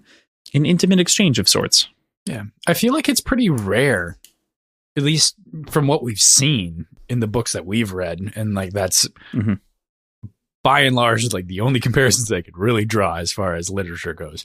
Self-proclaimed optimists in like anything that we've read. It's hard to know, or it's hard to like face the fact that it feels very likely that the optimism is going to be well beaten out of him by the end of the story. But it's what gave cool you to that have idea? Like self-proclaimed optimist in the story at the forefront.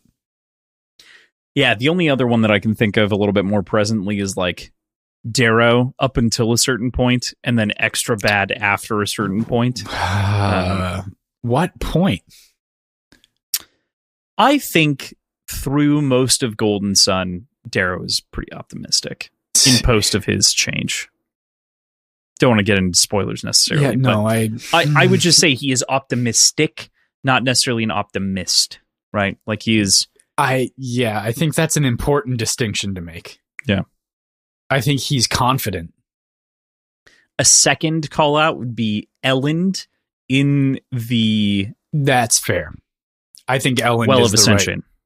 Right. I think Elend is the right. He is maybe the only optimist full character that I think that we've like spent a ton of time with. Yeah.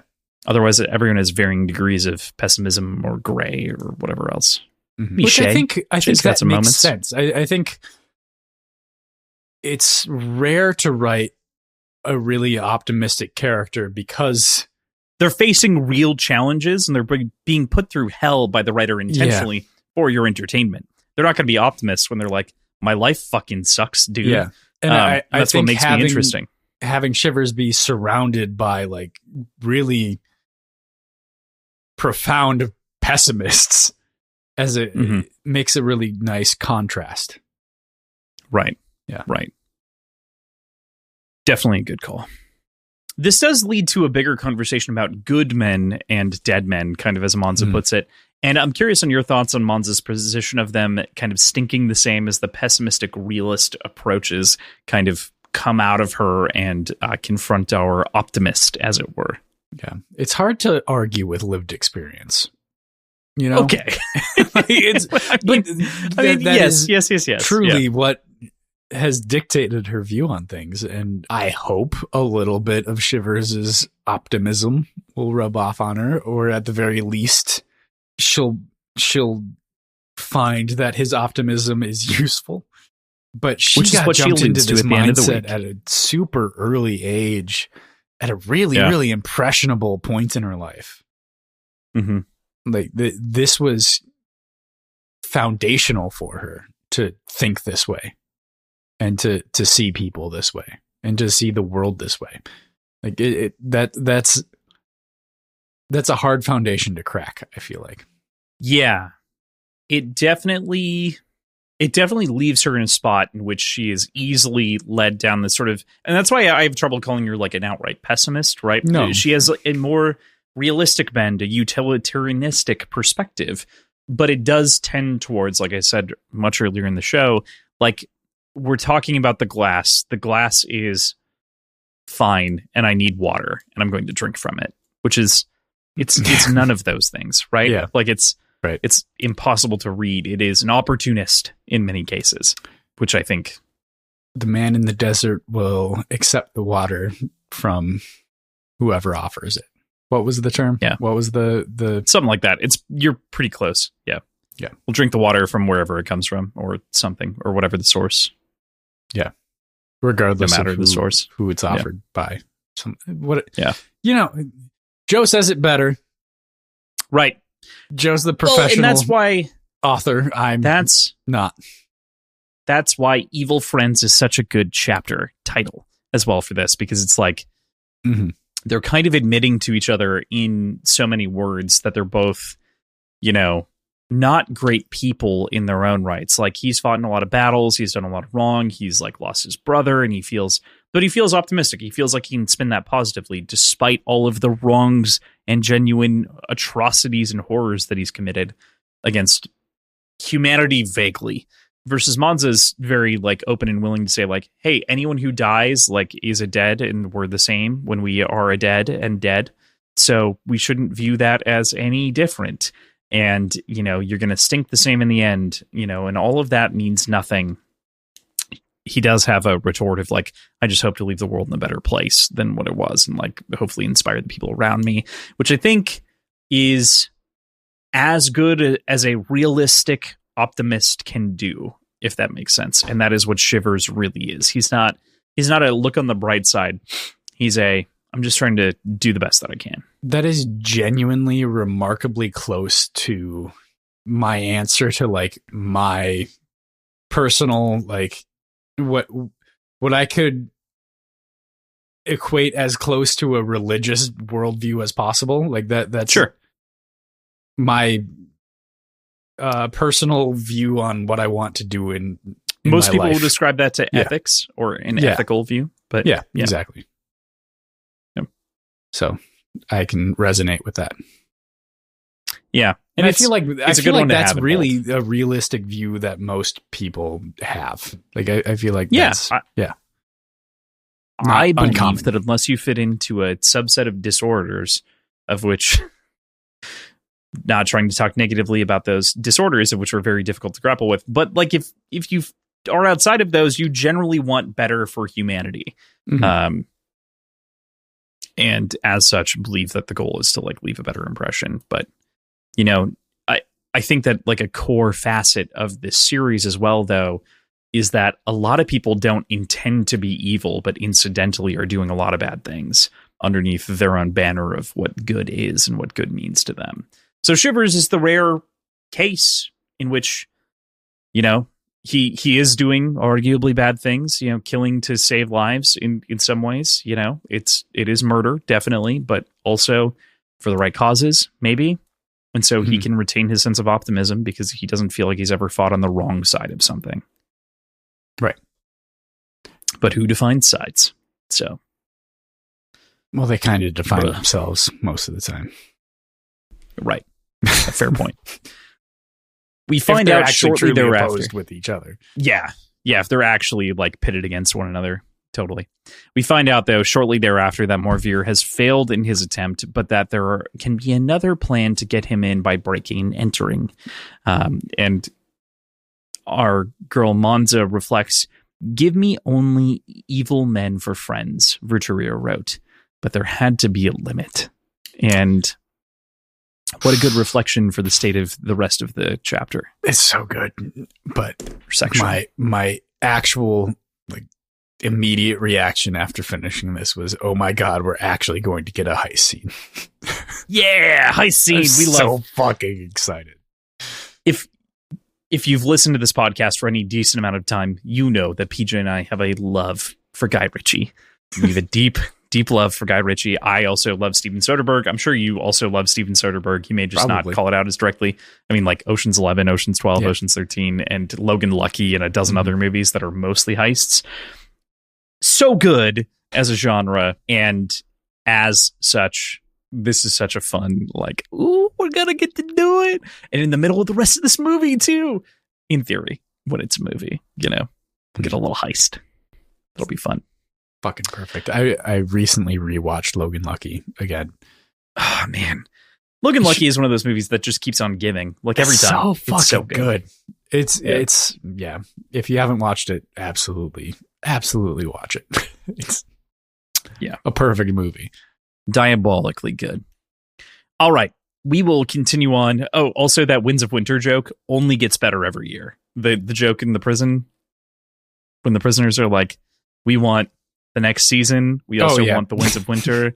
Like it's such a good that joke. movie is 7 years old. Yeah, inadvertently timeless, accidentally timeless. You know, I think it was a 2017 flick. Yeah, that sounds right. Yeah, and to still for them to be so mad about the Winds of Winter not being released yet, and it's still fucking not. Yeah.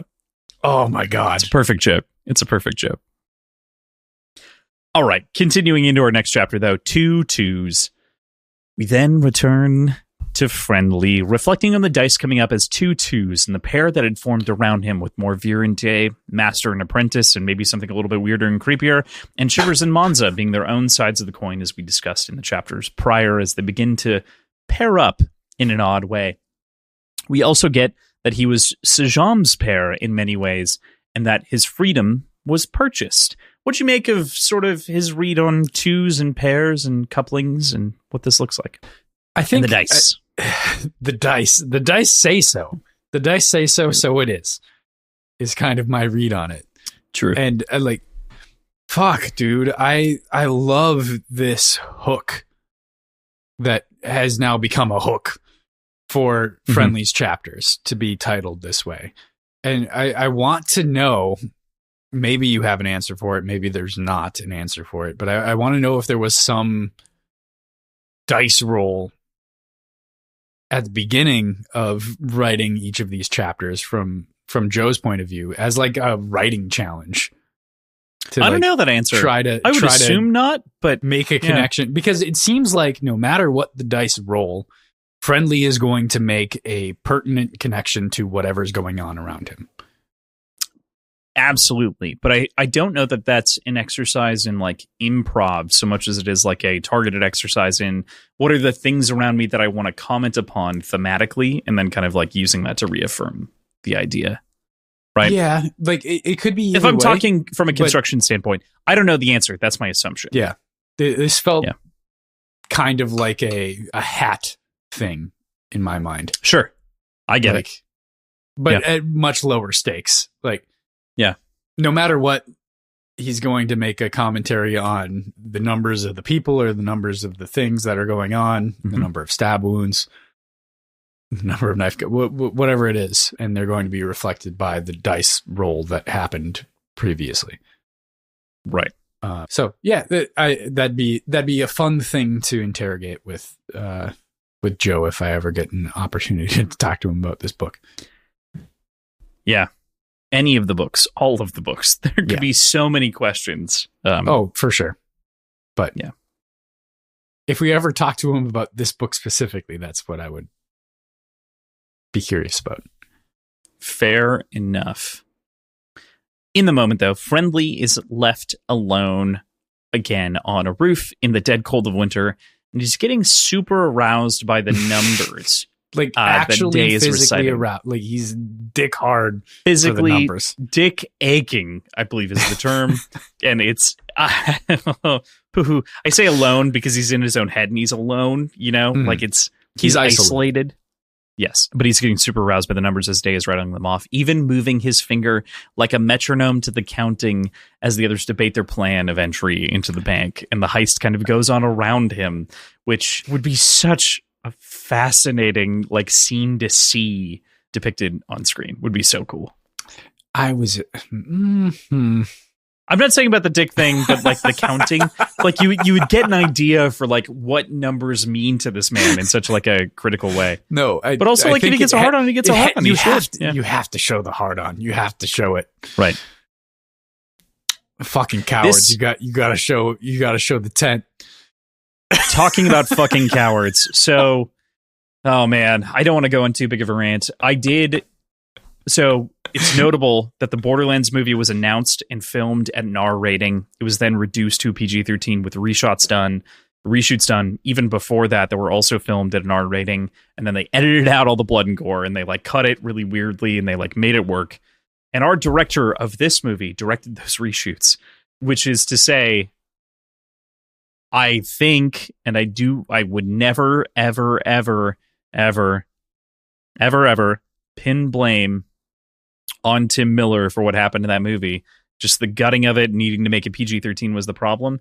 But you can clearly see where he was making dick jokes and where he was like filling in bits that like Eli Roth had also made jokes that were R-rated. And you can see he's got the temperament for the right humor, but they like restricted the ability to make the jokes. So all that to say, don't judge a book based on Borderlands. You shouldn't. And his ability to adapt, because that was a favor done in a moment. Fair enough.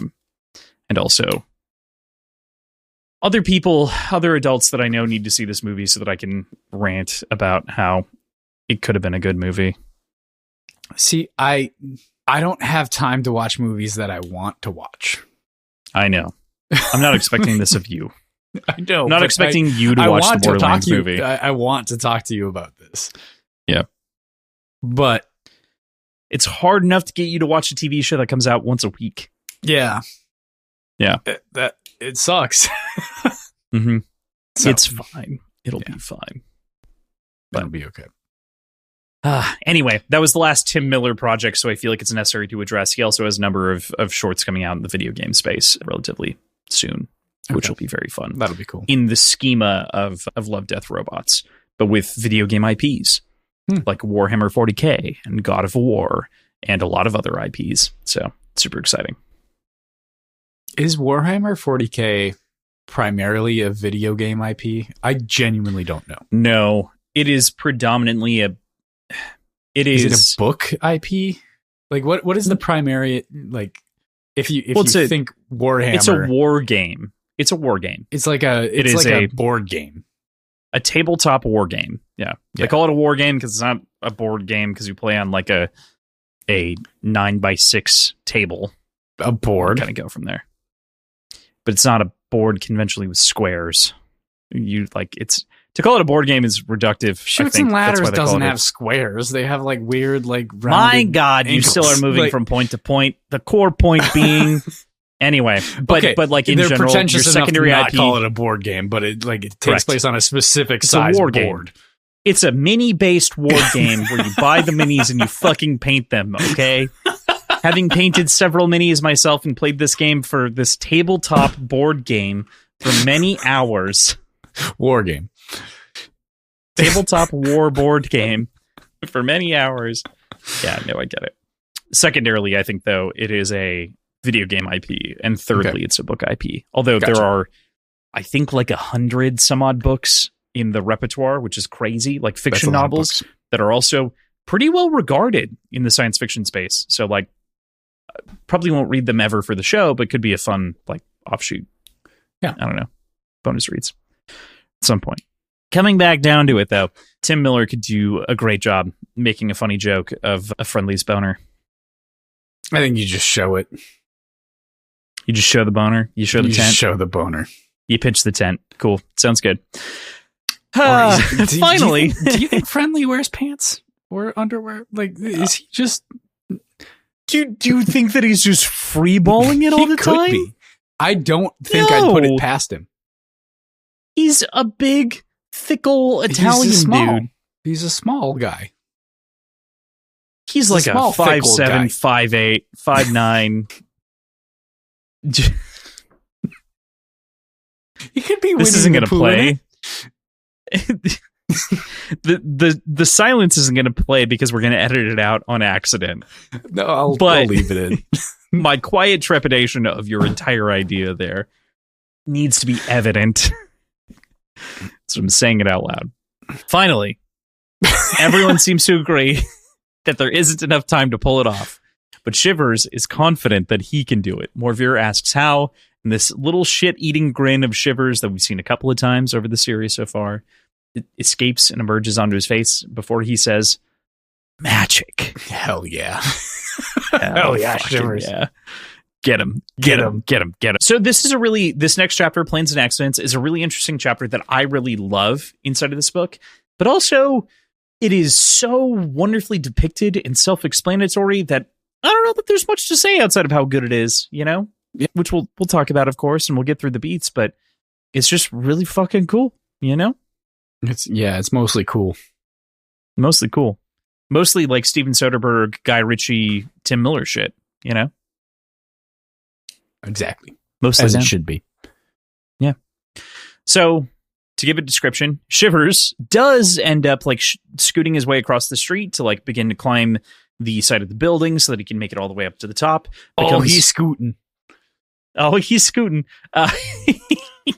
He makes it across the street to climb up the building, up to the top with his bare knuckles in an impressive way that everyone will be blown away by, and finds himself confronted with the fact that maybe he's not going to make it. Guards are turning the corner as though they forgot something, and Monza shows up as a distraction to give him the space in which to complete his, climbing up next to a gargoyle. There's a funny joke, of course, in the midst of this, which again screams adaptation, where there's a woman between his legs for the first time in a long time. And he's like, oh, the first time in a long time there's a woman between my legs. And it's just a fucking statue staring up at him. It's a whole bit. There are a number of good jokes like that are kind of throughout this section that remind me of the humor of the directors and writers that we've been talking about. So it's good. It is good. Yeah. I would love just a straight up heist. Actually, I say this. I know that we're getting this. The Devils, which is the book that comes out next year, is a Joe Abercrombie heist novel. And I'm so excited. It is not a first law novel. It is a fantasy novel that takes place in England. It is a heist. I'm so stoked for that whole ordeal. So that sounds good. I was about to say, I'd be so stoked for a heist novel that Joe Abercrombie, and then I went, wait, no, he wrote one. It's coming out in March. It seems like he wrote one here. He wrote a part of one, He got excited about it. But yeah, anyway, a full novel would be great. So very excited for that. But as such, this will suffice for the time being. So what you're telling me right now is that every subsequent part of this book is not a more and more sophisticated heist that gets pulled off.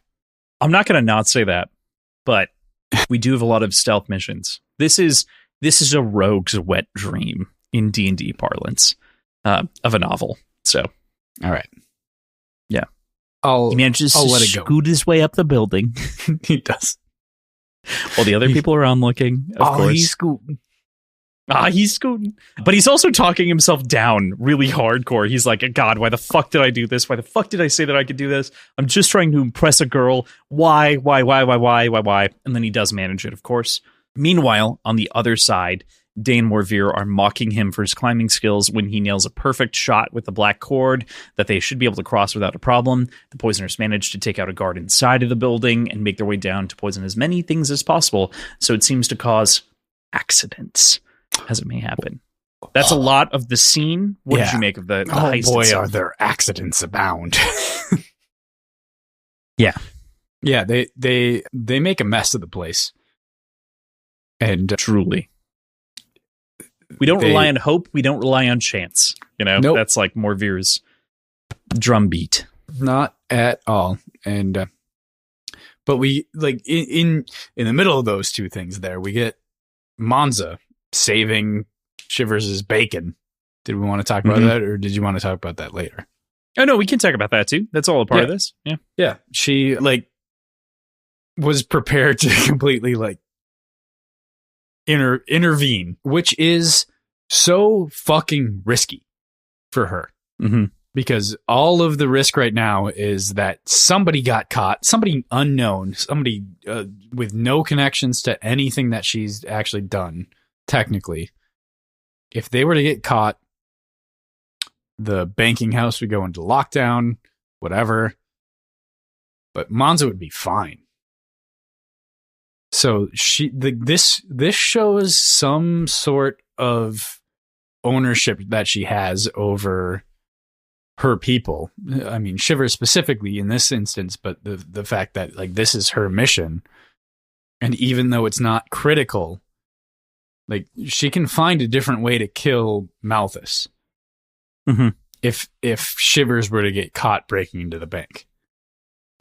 Yeah. So she feels emboldened for some reason to show her face, which she has historically not done at all so far this story, as a means of getting him the clearance that he needs to complete his mission. It's a big risk. It's a big risk. Not only is it the clearance that he needs, but also it is this move in which, like, even she doesn't have any weapons on her. The guards could do all kinds of things. She's messing with the house in general. She's able to play it off coyly enough, but she could have been attacked. Like, this is Baez by proxy we're dealing with. Yeah. I think the recognition would be the more important thing that she... Right. I'm just saying this could have gone wrong in... But it could have gone wrong in so many ways. Yeah, totally. Absolutely. Yeah. Yeah. And she doesn't really seem to blink at it. Like, she jumps in at the first opportunity of failure. And provides it with enough time to complete the task, kind of opting in to the whole evil friends narrative and proximity and whatnot. So she jumps into that moment and intervenes, and it's a solid moment. It is in this moment in which I have a casting of sorts for Monza. Okay. Isn't that already cast? It's already determined, but I just want to put it out there, and I want to see how you react. I think that Laura Bailey's Vexalia is just about perfect as an equivalent to Monza in so many ways.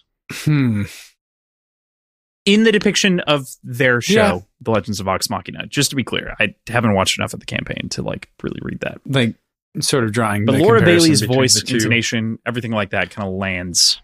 Yeah, in a way, I think that works. Yeah, totally. I think there are probably instances of a very similar situation happening within that story. Yeah, she fits. Rebecca Ferguson is who's cast as Monza Mercado. I think she'll do a great job. I think she totally fits. But yeah, as a sidebar, if I had to cast a voice actor to play, that's, I think, who I would choose. I would choose Laura Bailey. I think that works. Probably be somewhere closer to between Imogen and Vex. But yeah, I like it. And any notes on breaking into Valentin Bulk itself and sort of the wide casting of nets of sorts that ends up being in all the papers? What was your thought here when you initially read them? Being like, nope, we've got a lot more work to do. Yeah, there's simultaneously a lot of steps, a lot of things that have to fall into place. But also, it's not so complicated that it would be like it fits within a single chapter. Really, like it's so well sized, I guess, as far as like the complications go versus the amount of time on page that we have to properly execute it. So I feel like I'm just constantly praising Joe for like how well he's constructed this story. But here it is again. It's such a well balanced scene of complications versus stakes versus amount of time. And like, I felt the stakes, and character moments, and I felt the danger, but also like we didn't need the several 100-page lead up to it because it wasn't that complicated, Like it's a great like one chapter heist. Right. It's a perfectly attainable thing with just enough detail to make you salivate about it, not enough to like overcomplicate it. It's eminently filmable for the same reasons, because like you can show all these different things and be like, no, we have much more work to do. And then you can cut away to everything else that's happening. And, they can come back. We cut away to the conversation even that happens in an editorial fashion, because again, Joe's a film editor. And I think this shows maybe most evidently in this novel so far out of most of them that we've read, but he cuts away from that moment to us talking with Shivers and Monza on the roof afterwards about how the whole operation is going before something settles that is a bit more flirtatious as Monza kind of visually works out what he's worth based on Shivers' read, which is, again, we're equating gold to a lot of different things this week, or scales, as it were. But he reads it that way, and it ends up being that way, which is a duplicitous sort of thing. Know what always pairs perfectly together, Crossland? What? Business and pleasure. Does it? Famously. Is that your works. Experience? Does it? Is it good? Not my experience, no. I'm just kidding. Yeah, no, I get it. I get it. Yeah. It's been this not effective for me.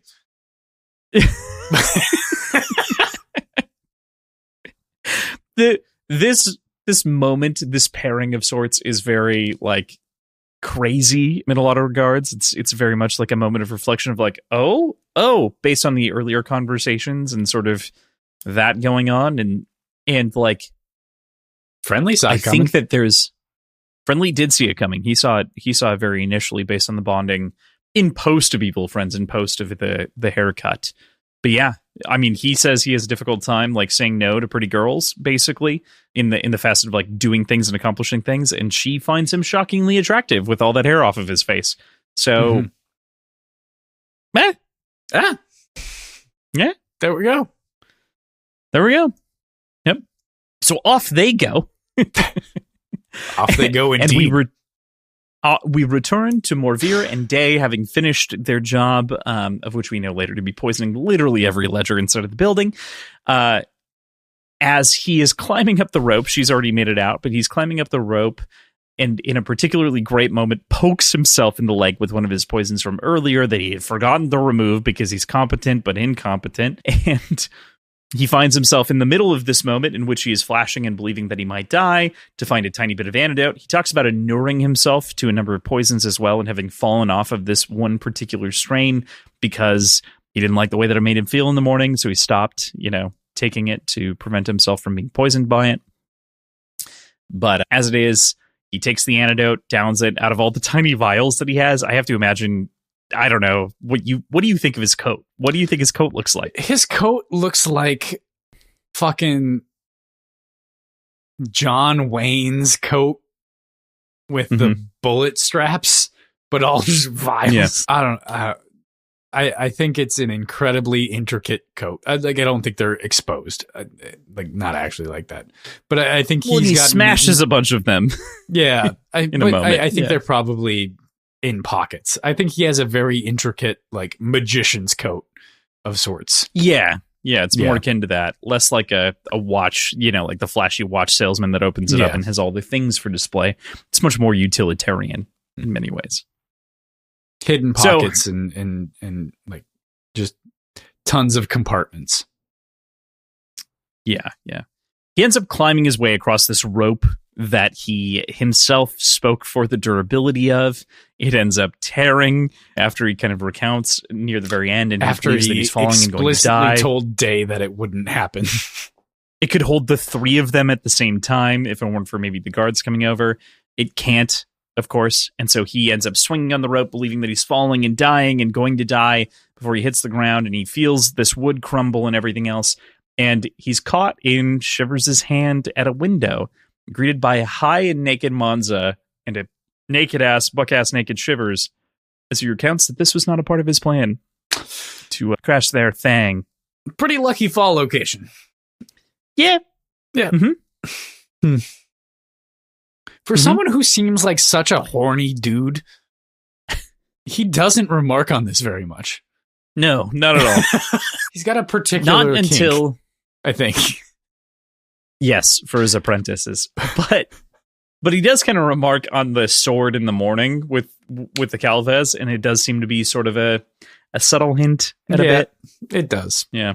Yeah. Mm-hmm. Yeah. It's not so subtle. But any other thoughts on the lucky fall, the exchange, Monza and Shivers going at it? Her being high out of her mind. She's high out of her mind. Which that brought on a totally different sort of light to their interaction. I think specifically on like the second read through that I had, after like understanding what happens the next morning with the payment and stuff. The fact that she was pretty out of her mind brings that into a completely different understanding for me. Mm-hmm. It's almost a bit more of a reflection on the first time, I think. It's a reflection on being like very disappointed, I think, is the thing in the morning. And it's not necessarily in the fact that she slept with Shivers. I think it's almost more in herself that she like doesn't I don't know. There's a moment there, and we can talk about that more fully in the next section. She let her guard down and became vulnerable. Yes. Yeah. Right. But then also a drug-induced vulnerability versus a natural one, in which feels much more shameful than right. Like a natural vulnerability might. Fair. So, totally. Because she's out of control in some ways. Yeah. I agree. All right. With that, we go to our last chapter of the week, Repaid in Full. We wake up in the morning, like we'd mentioned, and return to Shivers as Monza tosses him a couple of coins at him, almost disappointed in herself, like we had said. And she talks down to him, saying that that's what she'd paid for. And this is such like a... We didn't talk about the exchange itself. We just talked about it from like Monza's perspective of being disappointed. Man, on Shivers' side, this sucks. It really does, because there's a pretty direct insult to his lovemaking skills. Mm-hmm. In that, I can't remember exactly the whole comment what of said. like something about sticking to fighting instead. Instead of sucking on a cunt, which is just like so. No, that wasn't it. It was that part was interrogating the fact that he wasn't a whore. Oh, right. Yes. But I'm frowning. She does make allusions to him just not being that skilled in bed. But again, I want to interrogate this from the perspective that we were just talking about before. Is it possible that like none of that was real and she doesn't remember mostly any of it because she was just high out of her mind? She's not used to drugs and otherwise. She could just like that could just be a boilerplate. Like it kind of feels like that. It feels like a defensive reaction. You know? Yeah, could be a boilerplate-ish response. I understand what you're saying, but she still says it to him. Right. Yeah. That doesn't change the fact that it hurts Shivers deeply in many different facets. I mean, even when she walks out, he's like, shut the door. It's getting cold. It's cold in here. And, like that is an exchange for get the fuck out because you're being an asshole. It was a good exchange. Yeah. It hurt and it sucked. And it's deeply sad from that perspective. It is just sad. Yeah.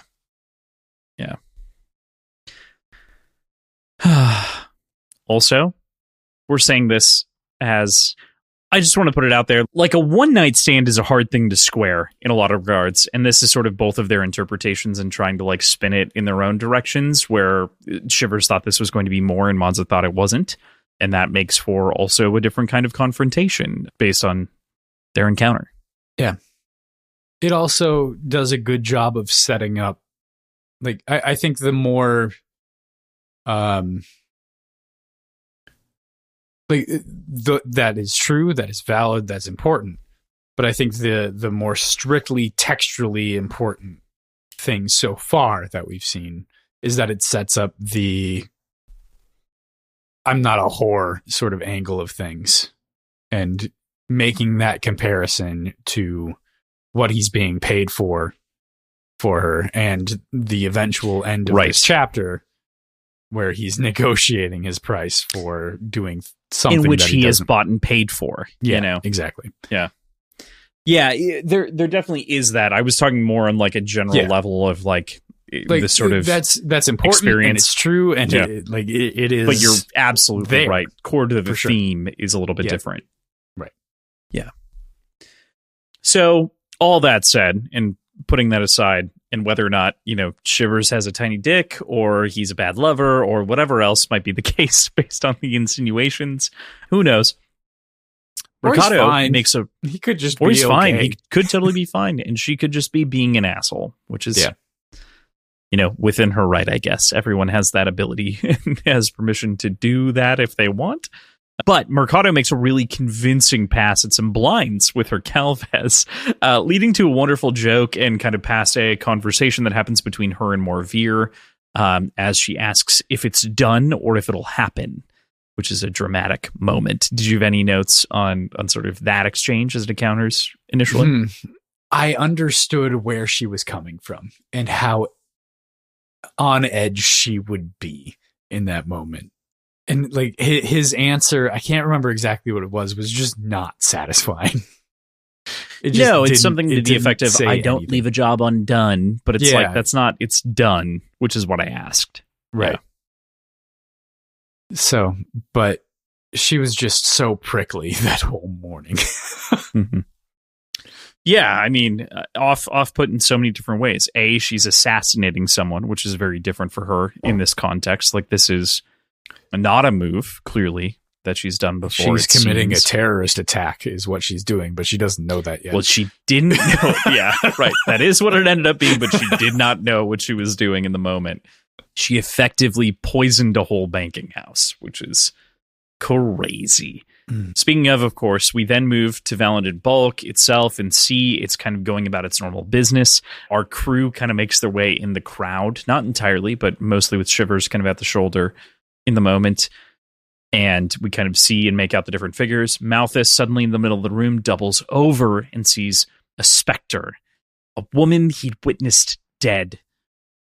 Ma. He calls out her name, Ma. Ma. Ma, kind of like pointing vaguely before all hell breaks loose as the crowd freaks out and charges out of the place, and kind of this whole scene breaks down. What a perfectly cinematic kill. Yeah. So very good. Assassin's Creed. I loved it. Yeah. I remember thinking that it would come up, and it, like, of course it doesn't because of everything else happening in the area, but the way that he talks, like the way that he like bleats out basically trying to say her name, I thought it would be an extremely plausible explanation that he like was seeing visions of his mother in the distance that he was like reaching out for. Yeah. But that never came up. I really thought it was going to. I think that's a great example of like making it easily dismissible though, right? Like it's not a full name. He could have been saying his own name even. I mean, in the moment. That'd be weird. Yeah. There are weirder things. Right. You could get a boner from someone counting numbers. I don't think that's that weird. Don't you dare. I'm never counting in front of you ever again. I knew friendly would be your favorite perspective. I'm not attracted by number counting. Please don't I'm never ever count reading any of the numbers ever again. Oh my God. I'm haunted by this idea. How many times are you haunted? Oh no. So moving forward, we then PJ's ASMR that he seeks out on YouTube is just the Count from Sesame Street. No, we talked about I don't trust anybody named Count. Yeah, but it's the Count. And he counts. He is Count. It's a conflict Count, of interest. I understand. His first name is Count, but I think he's also titled Count. Fair enough, but I'm just saying. I know. I hear you. Can't trust him. It's a conflict of interest. I get it, but you gives me a fear bone. Not the answer. Not it. Oh God. Okay. If you've made it to the end of this episode, I hope you're having a good time. We are very clearly back half. I am nearly done with my back half here. So we then get to a recounting of the facts. Morveer doesn't take chances and poisoned every single ledger in the place. So More Than Malthus ends up being dead, as dozens of bankers fall down over time as everyone kind of freaks out over the plague, as it's shouted, as it seems like more people have caught it. It does not seem like a pleasant way to go, Crossland. Like it feels, It looks so bad. Foaming at the mouth. There's so much that's bad here. I mean, from a death perspective.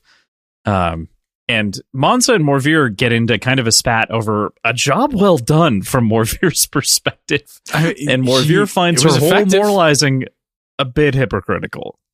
Yeah, I mean, from his perspective, that's a pretty fair judgment to put on her, I think. But like, also looking at it from her perspective, when you kill someone with a sword, you don't really get the same level of collateral damage as you do here. No. Like you get the ripples of effects. You get like how the people's family are affected by their death and things like that. But that's not the same as like unintended deaths of I killed that man and a dozen of his dozens closest people. friends. Yeah. Like, right. And like not just so him and the bankers, you can make the argument potentially that the other banker, like maybe you can make the argument the other bankers were culpable as well because of proximity. I don't think you could. Proximity I don't to think bias, Monza does. maybe. Yeah. Right. And she doesn't understand that connection. Right. Anyway. We do, but yeah. We do. But also all of the people that met with those bankers that morning and shook their hands. Mm-hmm. Like there are so many, like there are ripple effects stemming out from this that are so far beyond what Monza really intended to do here. Gabo was a quiet death, a one-on-one death for the most part. Pretty loud of the death, other three people. Well, you know what I mean, though. By comparison, he was screaming with only people in earshot that could hear. This is a ripple effect of an assassination that is but proclaimed. At the same time, it doesn't, like, ironically, it covers the idea of it being a targeted assassination. Right. Yeah. Like, it doesn't necessarily tip Orso off to the idea that all of his inner circle are being targeted. Right. Because it kills so many people that it obfuscates who it was intending to kill in the first place. Yeah. So it's cleverly done on accident. It's a failing upward kind of scenario. Security by obscurity to a certain extent. Yeah, totally. Yeah. Great call. Yeah. Yeah. What a sad thing, especially because Monza, this kind of shows that she is less of a killer than she even believes herself to be on the surface. She has a code, truly. She's a killer, but she has indiscriminately. Not an indiscriminate killer. Exactly, that's the right way to put it. Yeah. And Morvir, meanwhile, is like, whatever gets the job done, because that's how you're paying me, and I don't care how many people die. That has nothing to do with what I said. So to round it out, shortly thereafter, there's a conversation that goes down between her and Shivers, and he says that he's done because of how this went. She argues back that they won't be done like this going forward, and Shivers can't help but shake the irony of a clean murder as it comes up in conversation. She's promised that twice now, and she's been right so far. The second kill was not like the first one. Right. But it was different. Also wrong, also bad for the wrong reason, for different reasons. Mm-hmm. She turns her charm back on, though, in response to that, right? Because it was wrong and because of all these things, as it's kind of put back on her, and leans in kind of seductively, apologizes for her behavior earlier about the coins and about everything there. They end up bartering Shivers' price, like we talked about earlier, as to him staying with and sticking so that he can maybe influence her in a good way. They settle for 8,000 marks. There's a lot of talk of coin and the price of a thing this week throughout. What was your read on the very end of this section? It's depressing, but kind of fun to see what kind of man Shivers really is. For Shivers to understand what kind of man he really is. But at the same time, he understands and knows how much that Morvir is being paid. He was there. He couldn't talk. I don't think he was able to talk, but Monza was. But he could hear. He wasn't dead. He wasn't unconscious. He was just paralyzed. He knows that he's being paid literally even less after than a this. 8%. Yeah. Well, now 13%. Because he's getting paid 5,000 plus the for GABA, 8. Sure. Yeah. Yeah. Well, 5 was for, or no, it was 50, right? I think 50 for the whole thing. He was getting, he got 50 for that and getting, no, capturing him, and then negotiated 5,000 for everything else. And now he's negotiated up to 8,000. I thought it was, oh, you're right. He got 50 scales for GABA. For Sejam. Well, he got it for Sejam to begin with. So talk to Sejam, get him to agree, and then kill GABA. So that is GABA and Sejam as a part of the deal. Then we move into the $5,000 for killing everyone else. Then he renegotiates for 8,000, and that's it. That was not an additional 8. That was just 8. I don't think it's additional. 5. I don't think it's additional. I think he's renegotiating because he starts at 10. She says 6, and then we go to 8 because 6. If it were 5, it would be like, oh, okay, this is additive. But 6 feels like she's just like tacking it on to his cost. Yeah, I think you're right. And that shows that he is cheap by comparison as well, and her value of him. Yeah. But also he has a deflated view of money based on his like understanding of the North. Money means something very different in the North. Yeah. The entire picture does. But he gets the exchange rate. He does. He does understand that much. He does understand, how far his money goes one way or another. So he's not being short-shrifted. He will be a very wealthy man who can set up his own private business, pretty easily based on the descriptions we've gotten. So fair. Yeah. And bummer of a way has to a end better the week, chance though. of actually getting paid, I think. Very true. Very true. Versus 100,000, which is, and again, even like we said way earlier, the 3 roads. There's a road in which Monza was just forced into this agreement because of being poisoned, right? Like, who says she's going to come good on that amount of money? Yeah. Bad checks. With anyone. It's different than bad checks. Killing someone before they can cash the check is different than a bad check, in my opinion. It's effectively the same. Sure. She's if not that's paying the anything intention out. to begin I with. just mean, my betrayal point, is my point different. on bad checks is the promise of paying them without the intention of paying them. Sure. And whatever means she goes about. I would dispute that just based on the premise of like not having the money to pay someone versus having the money but choosing not to pay them via. Yeah, that's fair. That's a good point. That's a good distinction. That was how I took your bad checks, was like not having the money to cash versus not intending to cash the checks to begin with. Fair. I think she has the money too. Yeah.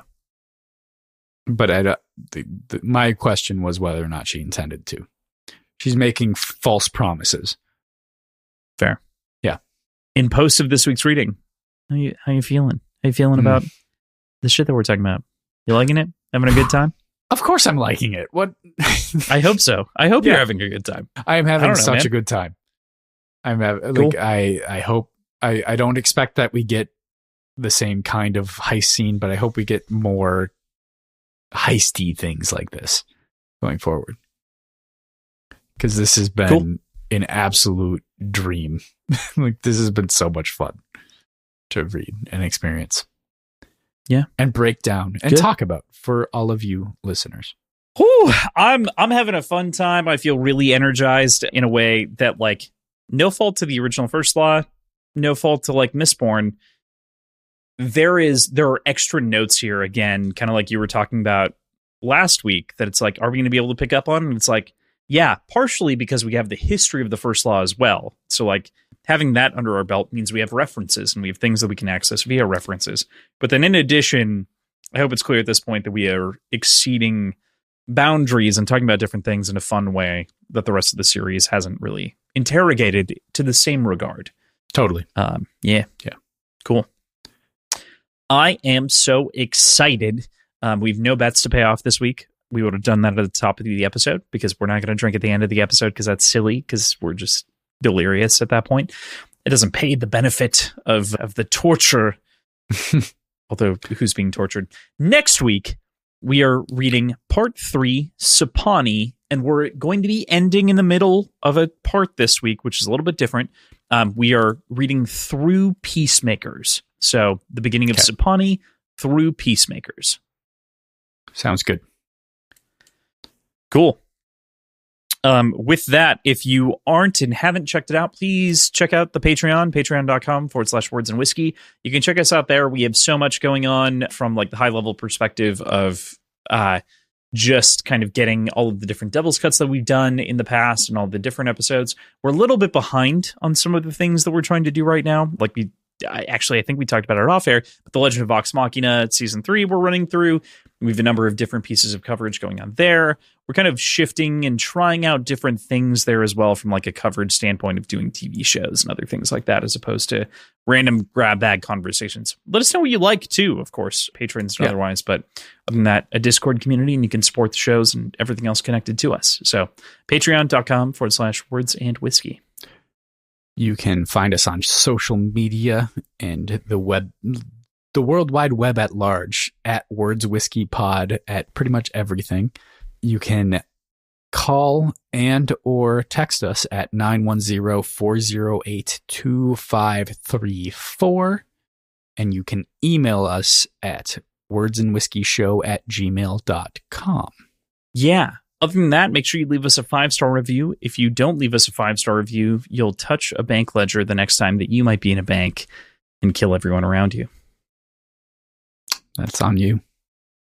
That's a genuine threat, and I mean it, folks. And I also feel insecure as hell, and I'm dating my assistant. Just kidding. More Veer sucks. And with that, we'll see you next week. Bye. Bye.